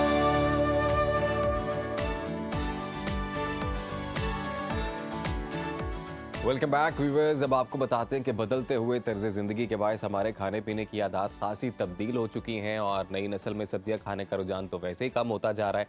इनका इस्तेमाल अब सिर्फ सलाद तक ही महदूद हो गया है और तिब्बी माहरीन बेहतरीन सेहत के लिए फलों और सब्जियों की वाफर मिकदार में खाने का मशवरा देते हैं। मौसम सरमा में गाजर और मूली कुदरत का वो अनमोल तोहफा है जिसका इस्तेमाल आपको कई बीमारियों से बचा सकता है।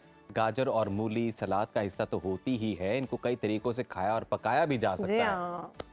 और इसी सारी सूरत हाल में बात करने के लिए हमारे साथ मौजूद हैं न्यूट्रिशनिस्ट हैं नाजिया बारी साहिबा। वेलकम टू स्लो Pakistan. Thank you so much. Nazia, पहले हमारे घरों के माहौल ऐसे होते थे कि या तो हम गांव में रहते थे या फिर हमारे बड़े बड़े सहन होते थे जहाँ पर हम खुद से सब्जियां उगाते थे, गाजर मूली ताज़ा फ्रेश साफ सुथरी, फिर धोते थे, फिर वो खाते थे और सारा खानदान मिलके उसको कद्दूकश हाँ, कर रहे होते थे। उसके बाद फिर उसको फ्रेश 100 तरह से इस्तेमाल किया जाता था।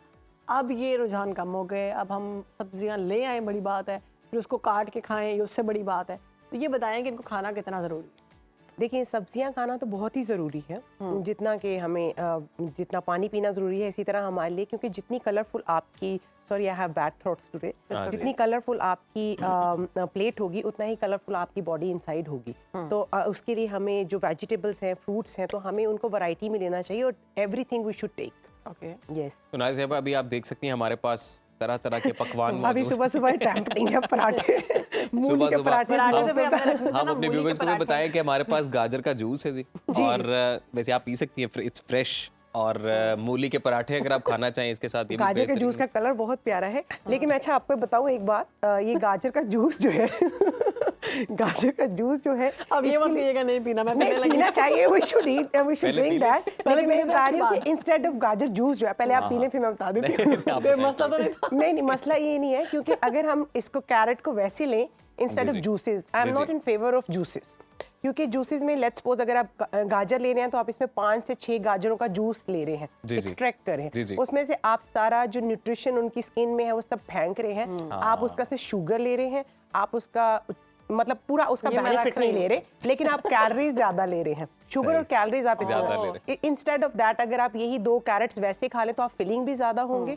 आप में फाइबर भी जाएगा, आप में कार्ब्स भी प्रॉपर अच्छा, जाएंगे। फिर जो कैरेट के अंदर, गाजर के अंदर जो आप बता रही है शुगर की या कैलोरीज की जो क्वांटिटी है, हाँ। जब हम इसको रॉ फॉर्म में काट के सलाद की तरह खाते हैं तो इसकी जो स्किन के अंदर न्यूट्रिशंस हैं वो उसको बैलेंस कर देते हैं, कुछ ऐसा है? मैं आपको बताती हूँ कि रॉ कैरेट में और कुक कैरेट में डिफरेंस है। अगर आप रॉ कैरेट खाते हैं उसमें शुगर लेवल कम होता है, लेकिन अगर आपको बेनिफिट ज़्यादा चाहिए कैरेट के तो हमें स्टीम करना चाहिए, क्योंकि जब आप स्किन पील करते हैं तो वो लीच आउट हो जाती है हमारी सारी जो है न्यूट्रिशन जो है वो उसमें आ जाती है। बॉयल नहीं करना चाहिए, सौते करना चाहिए, या उसको क्या कहते हैं सूप में लेना चाहिए इंस्टेड ऑफ कच्ची वाली या रॉ कैरेट। अच्छा नाज़िया जी, जैसे कुछ हम लोग पंजाबी जो है मिक्स सब्जी भी पकाते हैं, पूरा सालन उसको भून भून के, तो वो ठीक है? भून के, हाँ इट्स ओके, क्योंकि वो जब आप डाल रहे हैं इतना ज़्यादा तो हमें किसी भी चीज़ को नहीं भूनना चाहिए, क्योंकि हम सारे उसके जैसे पानी बॉयल करो तो उसके सब जर्म्स भी खत्म हो जाते हैं, उसके न्यूट्रिशन भी, उसके मिनरल्स भी खत्म हो जाते हैं। अच्छा। पानी भी एक लेवल तक ही हमें बॉयल करना चाहिए, तो इसलिए कोई भी चीज़ जो है हमें एक लेवल तक ही भूननी चाहिए। लेकिन क्योंकि हम पाकिस्तानी पंजाबी लोग हैं, जब तक भूनियाँ अच्छी सी नहीं लगती तो we cannot, नाज़िया yes। भाई, ये कैसे पता चलेगा कि हमने सही मिकदार में भून लिया है, मज़ीद नहीं वो भूनना है? सही मिकदार में भून के हमारे लोग खाते नहीं है ना। अच्छा। उसमें तो ये होता है कि बिल्कुल आपको इतना वो, जिस तरह हम लोग तो बिल्कुल ही भून के वो कलर ही चेंज कर देते हैं, ऐसे नहीं होना चाहिए। लेकिन क्या कर सकते हैं, वो खाना है तो इसीलिए इससे बेटर है कि हम उसको सॉटे कर लें या स्टीम कर लें। साथ अगर आप ग्रिल चिकन ले रहे हैं उसके साथ स्टीम वेजिटेबल्स ले लें तो they are more beneficial than ये। और गाजर के साथ मूली भी है वैसे? हाँ, मूली के पराठे हमने रखे हुए मूली हैं। के पराठे तो मेरा ख्याल है मोस्ट फेवरेट होंगे मेरे तो बहुत और सर्दियों में खास तौर पे। सर्दियों में खास तौर पे, यस यस यस। मूली जो है मुझे, अगर मैं प्रेफरेबली कोई बात करूं तो मैं गाजर से ज्यादा मूली को प्रेफर करती हूँ, अच्छा। क्योंकि मूली इज फुल ऑफ एंटीऑक्सीडेंट, ठीक है, और वेट लॉस के लिए बहुत ही अच्छा, और कैलोरीज में गाजर से बहुत मतलब हाफ ऑफ डिफरेंस है इनमें। और मूली का एक बहुत जबरदस्त सैलेड में इसका होना जरूरी है। सैलड में इसका होना जरूरी है। ये एक्चुअली आपने देखा होगा जापानीज लोगों की स्किन, जापानीज लोगों का फिगर इज वेरी ब्यूटीफुल, क्योंकि वो बहुत ज्यादा रेडिश यूज करते हैं अपनी, ये डेकन बहुत ज्यादा यूज करते हैं मूली अपनी फूड में, क्योंकि बेसिकली ये मोस्टली जो इसका इंट्रोडक्शन था वो जापान से ही था, ठीक है। तो ये बहुत ज्यादा वो लोग यूज करते हैं, इसलिए आप लोग उनकी स्किन देख सकते हैं कि Japanese skins are very famous. वैसे दूसरा ये कि जापानीज तो कोरियन खाते भी सारा skin। बॉयल है ना, हाँ, वो बड़े कोरियन सूप प्रोडक्ट, टाइप बना के, सूप बना के उसके अंदर ये फिर नूडल्स एग, और ये फिर बिल्कुल chicken, बिल्कुल फिर उनके, meat। अगर आप उनका सूप भी नहीं भी देखेंगे ना तो उसको ग्रेट करके उसके बहुत सारी कड़ीज में, बहुत सारी ग्रेवियों में ये डालते हैं मूली। मूली। तो मूली के पराठे हम खा सकते हैं। खाएं खाएं, हर चीज एंजॉय करनी चाहिए, बट इन लेकिन हद में consumption should be in the moderation, तो वो होना चाहिए अच्छा, हर चीज। जूस के बारे में तो कहते हैं कि जो गाजर का जूस है ये आंखों के लिए बहुत अच्छा होता है, आपकी आई साइट के लिए। गाजर का जूस ब्रेन हेल्थ के लिए बहुत अच्छा है, गाजर का जूस आपकी आंखों के लिए बहुत अच्छा है, गाजर का जूस नहीं, गाजर, ठीक है, अच्छा, क्योंकि आई एम नॉट जूस इन नहीं। Prefer of the being a nutritionist I can not suggest only the गाजर का जूस। तो गाजर जो है वो आपके ब्रेन हेल्थ के लिए बहुत अच्छी है, गाजर आपकी आंखों के लिए बहुत अच्छी है, आपकी स्किन के लिए बहुत अच्छी है, मूली आपकी स्किन के लिए बहुत अच्छी है, इट इज एंटीऑक्सीडेंट। अच्छा, कुछ लोग गाजर के जूस के साथ ना बीटरूट, जी बीटरूट भी डालते हैं, एप्पल भी डालते हैं, एबीसी जूस से हम हाँ जी, कहते हैं नॉर्मल लाइफ मौसमी में। वगैरह भी मेरे ख्याल से हाँ, mix- मौसमी अलग से है, ये एबीसी अलग बात कर रही हूँ मैं। हाँ। इसमें एप्पल है, बीटरूट है और ये कैरेट है। मैं वही कह रही हूँ कि अगर ये चीजें juices को I cannot neglect, it's fine to detoxify your body, it's fine to take as a flavor, but अगर आप बात करते हैं पूरे न्यूट्रिशन अंदर जाने की और फुलफिलिंग और कैलोरीज के हिसाब से, तो आप सोचें अगर 4 कैरेट्स आपने डाली हैं, एक बीटरूट डाला है और एक एप्पल डाल दिया है आपने एक ग्लास में, तो उसमें आप कितने कैलोरीज ले रहे हैं, ओके, राइट? तो वही अगर आप उसको पूरा प्लेटर बना के खाएं तो मेरा ख्याल है वो आपका 2 टाइम का स्नैक हो जाएगा। तो there is a difference between juice and अच्छा नाज़ी साहब, यानी आप ये प्रेफर करते हैं कि हम जी साबुत वो सब यस खाएं, साबुत, सैलेड की ताकि सूरत आपके में। अंदर फाइबर भी जाए, आपके अंदर सब न्यूट्रिशन जाए, इंस्टेड ऑफ के सिर्फ कार्ब्स जाए और क्या कहते हैं आपका शुगर जाए। हम लोग जब सलाद बनाते हैं घर में, तो मेरे बड़े तो यही कहते हैं कि जी रात को सलाद नहीं खाते, दिन में खाते हैं या दोपहर में खाते हैं। तो जब हम गाजर या मूली का कोई सलाद बनाएं तो उसका बेस्ट टाइम क्या है उसको कंज्यूम करने का? बेस्ट टाइम जैसे गाजर है, गाजर में कार्ब्स होते हैं, शुगर लेवल है, इसको इंसुलिन बैलेंस करने के लिए थे, तो मैं इसको खुद प्रेफर करूंगी कि आप फर्स्ट हाफ में, not because of any other thing, सिर्फ इसलिए कि फर्स्ट हाफ में अगर आप लेते हैं तो आप कंज्यूम करने के लिए कार्ब्स आपके पास टाइम होता फर्स्ट है, हाफ एज इन मतलब सुबह दोपहर में? लंच में, लंच, हाँ, ठीक है। मॉर्निंग से लंच में आप ठीक ले है। लीजिए। और रात के टाइम ये होता है कि मूली से कुछ लोगों को गैस्ट्रिक प्रॉब्लम हो जाता है, हाँ, बहुत हाँ, ज्यादा। ये हाँ बहुत ज्यादा, लेकिन इसमें बहुत सारे क्या कहते हैं, और आपको पता है ये साथ गैस वालों के लिए मसला हो जाता है, अगले को अपने वाले को तो नहीं होता। जिन्होंने साथ रहना होता है उनको मसला हो जाता है, ना खाओ मूली। ये अच्छा, मूली मैं के मूली पराठों से का- भी होता है। हाँ, मैं मूली का लगता है आपको एक मूली के और- पराठे खाए हुए हैं। अब आप चाह रही हैं कि मैं ना खा के जाऊं। मैंने तो तुमसे I won't do that. Break में जब ये पराठे आए तो कह रहे 2 पराठे हैं तो एक मैं खा लेता हूँ। मैंने कहा खबरदार मेरे प्रोग्राम करना। नहीं मूली के पराठे, वो भी देसी घी में, और क्या कहते हैं सर्दियों में, बिल्कुल। इट्स यू तो नो। ये सुनो पाकिस्तान के स्पेशल देसी घी के बने हुए पराठे आप खा के जाइए। ठीक है, थैंक यू। अच्छा, मैं मूली का एक और बेनिफिट आपको बताते चलूं कि बहुत सारी मेरे पास पेशेंट्स आते हैं जिनको हीमोरॉइड्स होते हैं, ठीक है। हीमोरॉइड्स का ये बेस्ट टिप है कि अगर आपको हीमोरॉइड्स हैं, जिसको ड्राई पाइल्स भी बोला जाता है, मोके भी बोला जाता है, तो अगर वो बहुत पेनफुल होते हैं, मुंह के ऊपर जो मोके होते नहीं, जो हीमोरॉइड्स होते हैं, ओके, ओके। ठीक है, पाइल्स की तरह पाइल्स, के जो हाँ। होते हैं, सही, ठीक है, तो उसके जो है आपको 3 इंच जो है मूली का जूस 3 दिन पीना है, ठीक है। उसके बाद आपको, मेरा नहीं ख्याल कभी लाइफ में कभी हीमोरॉइड्स मूली का जूस कैसा होता है इसका? आप जैसे इसको गाजर का निकालते हैं, ऐसे ब्लेंडर में आप मूली का, it's bitter, you can because spicy, मूली जो बाय नेचर स्पाइसी होती है, तो वो उसका थोड़ा प्रॉब्लम होता है आपको पीने में, लेकिन अगर आप 3 दिन वो पी लें तो आपको हीमोरॉइड्स की प्रॉब्लम दोबारा अच्छा, नहीं। मूली के पत्तों का भी जूस पीते हैं कुछ लोग? मूली के पत्ते तो मतलब मेरी, अगर मैं सैलेड अपनी में अम्मी भी। की बात करूं तो मेरी अम्मी जो थोड़ा सा पत्ता डाल के मूली के पराठों में भी डालती हैं। अच्छा। It's very beneficial, yes Very nice. और इट्स अच्छा, इसके टेस्टी क्या आल्सो। फायदे हैं ये बताएं ना, क्योंकि इसके हमारे same घरों में मतलब- तो इसको उतार के साइड पे फेंक दिया रख जाता दिया है। नहीं, जाता है। इसको फेंकना नहीं चाहिए। अगर आप इसको अच्छी तरह वॉश करके और इसको चेक करके, क्योंकि कभी इसमें वॉर्म्स वगैरह भी होते हैं, तो चेक करके अगर आप इसको प्रॉपर काटते हैं तो they are also very antioxidant, okay. Very good for digestion. अच्छा, जॉन्डिस में भी मैंने देखा है कि जो एक देसी हकीमी इलाज होता है ना, उसमें आई डोंट नो ये कितना फायदा है कि नहीं, लेकिन मैंने इर्द गिर्द कई देखा है कि बच्चों में, जब बच्चों को स्पेशली जॉन्डिस होता है और हकीम अगर कोई दवाइयाँ वगैरह देते हैं तो वो मूली के पत्तों का जूस भी रेकमेंड करते हैं। क्योंकि मूली है ना कि मूली बाय नेचर कूल होती है ना, कद्दू भी तो इस देते हैं। कद्दू घिया, टिंडे, ये सब मूली जो आती है ना, ये बेसिकली कॉलीफ्लावर, ये मूली की जो फैमिली है ना वो कॉलीफ्लावर है, ब्रोकली है। अच्छा, मैं ब्रोकली का भी एक आपको बताते चलूं, it's out of the topic, but broccoli हम पाकिस्तान, एशिया में ब्रोकली इज वेरी हाँ जी, नेग्लेक्टेड। neglected, exactly. एक्सपेंसिव भी है। एक्सपेंसिव भी है, लेकिन हमारी बॉडी में एक एंजाइम है जो विदाउट ब्रोकली खाए हम नहीं एक्टिवेट कर सकते। तो at least once in a week हमें ब्रोकली खानी चाहिए, स्पेशली हमें बच्चों को लाजमी वो पास्ता में दे दें, आप किसी Once चीज in a week? Once in a week is must.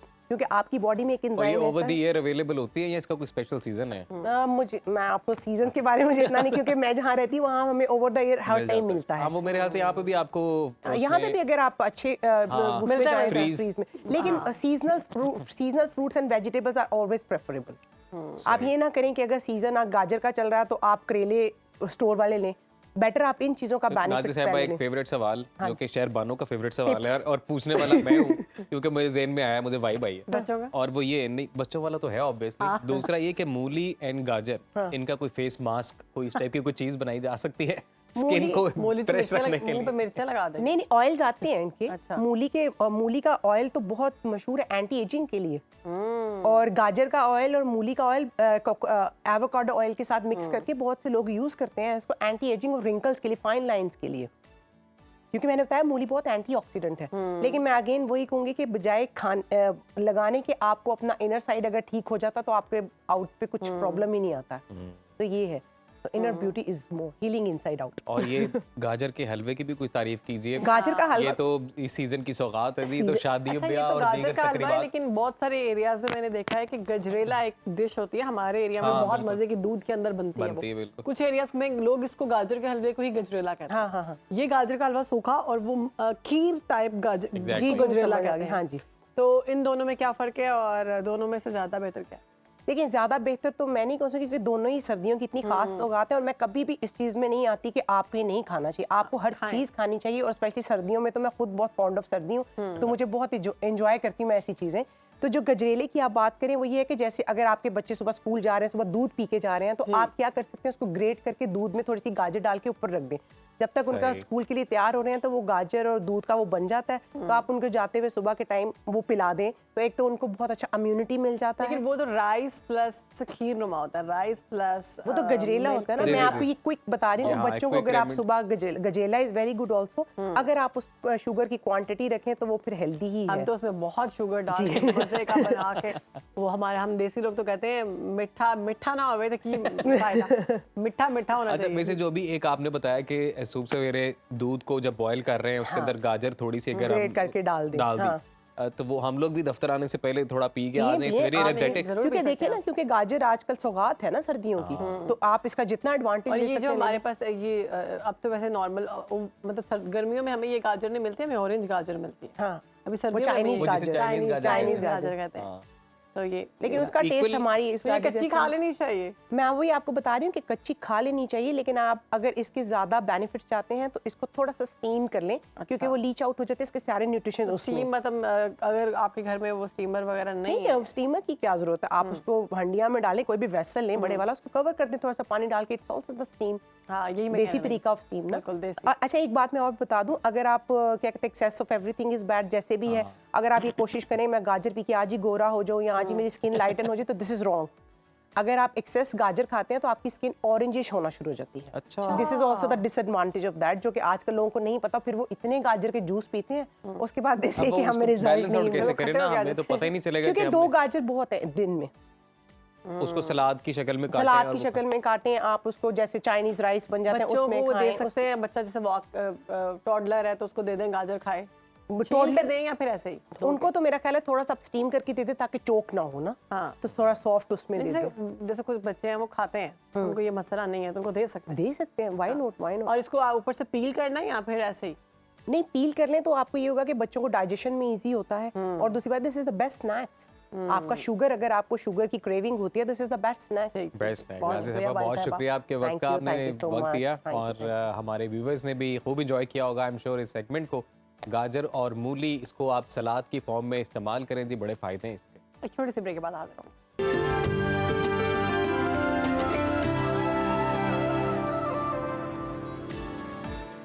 Welcome back. अब वक्त हो चुका है हमारे उस सेगमेंट का जो हम सबको बड़ा पसंद है और हमारे दिलों के बिल्कुल। बड़ा करीब है। क्या नाम है उसका? सुनो, हमारी जान है जान है पाकिस्तान। बिल्कुल, पाकिस्तान दुनिया का खूबसूरत मुल्क है जिसमें पहाड़ हैं, दरिया हैं, कुदरती मनाजिर हैं, यहाँ का कल्चर और तारीखी मकामात समेत बेशुमार ऐसी चीज़ें हैं जो इस सरजमीन को मुनफरद बनाती हैं। यूँ तो दुनिया भर में ताजमहल को प्यार की सबसे बड़ी इलामत कहा जाता है, मगर प्यार की एक अनमोल निशानी कराची में भी मौजूद है। अच्छा जी। जी हाँ। वो कौन सी? वो हम आपको दिखाएंगे आज कराची में वो बनाया था एक ताजिर ने जिनका नाम था बहादुर शिवरतन। उन्होंने अपनी बीवी की मोहब्बत के लिए बनाया था एक शानदार मोहट्टा पैलेस, उसकी आपको सैर कराते हैं।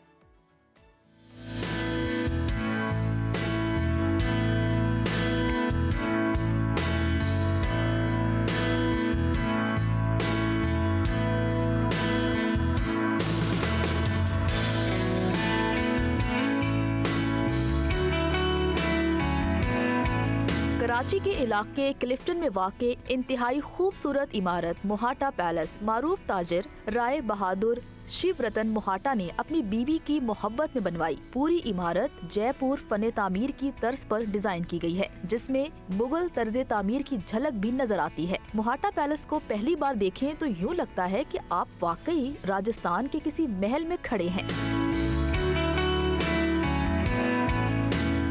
महल की तामीर में इस्तेमाल होने वाला गुलाबी पत्थर जोधपुर जबकि पीला पत्थर गजरी के इलाके से लाया गया था।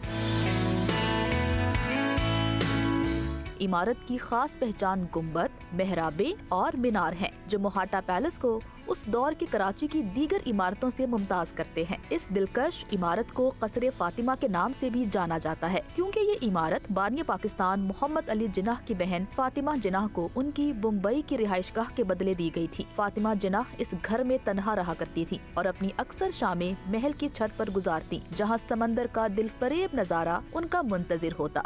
90 की दिहाई में हुकूमत ने इस इमारत को खरीद कर उसकी तज़ीनो आराइश की और सकाफती विरसा करार देकर उसे इजायब घर में तब्दील कर दिया गया। ये तारीखी इमारत अब कराची की सकाफती सरगर्मियों का मरकज बन चुकी है।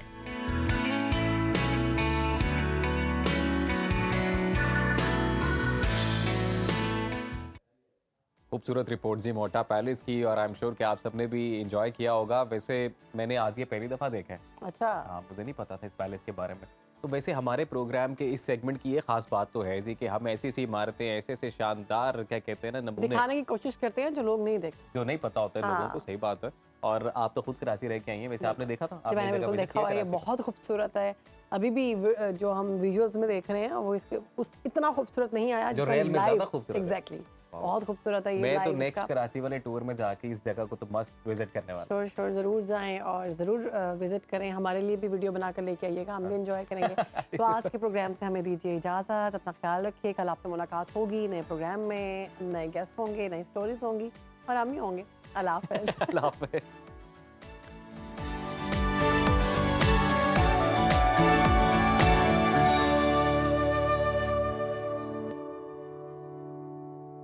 आप कहीं भी हों, वक्त कोई भी हो, बाखबर रहिए दुनिया के हालात व वाक़यात से।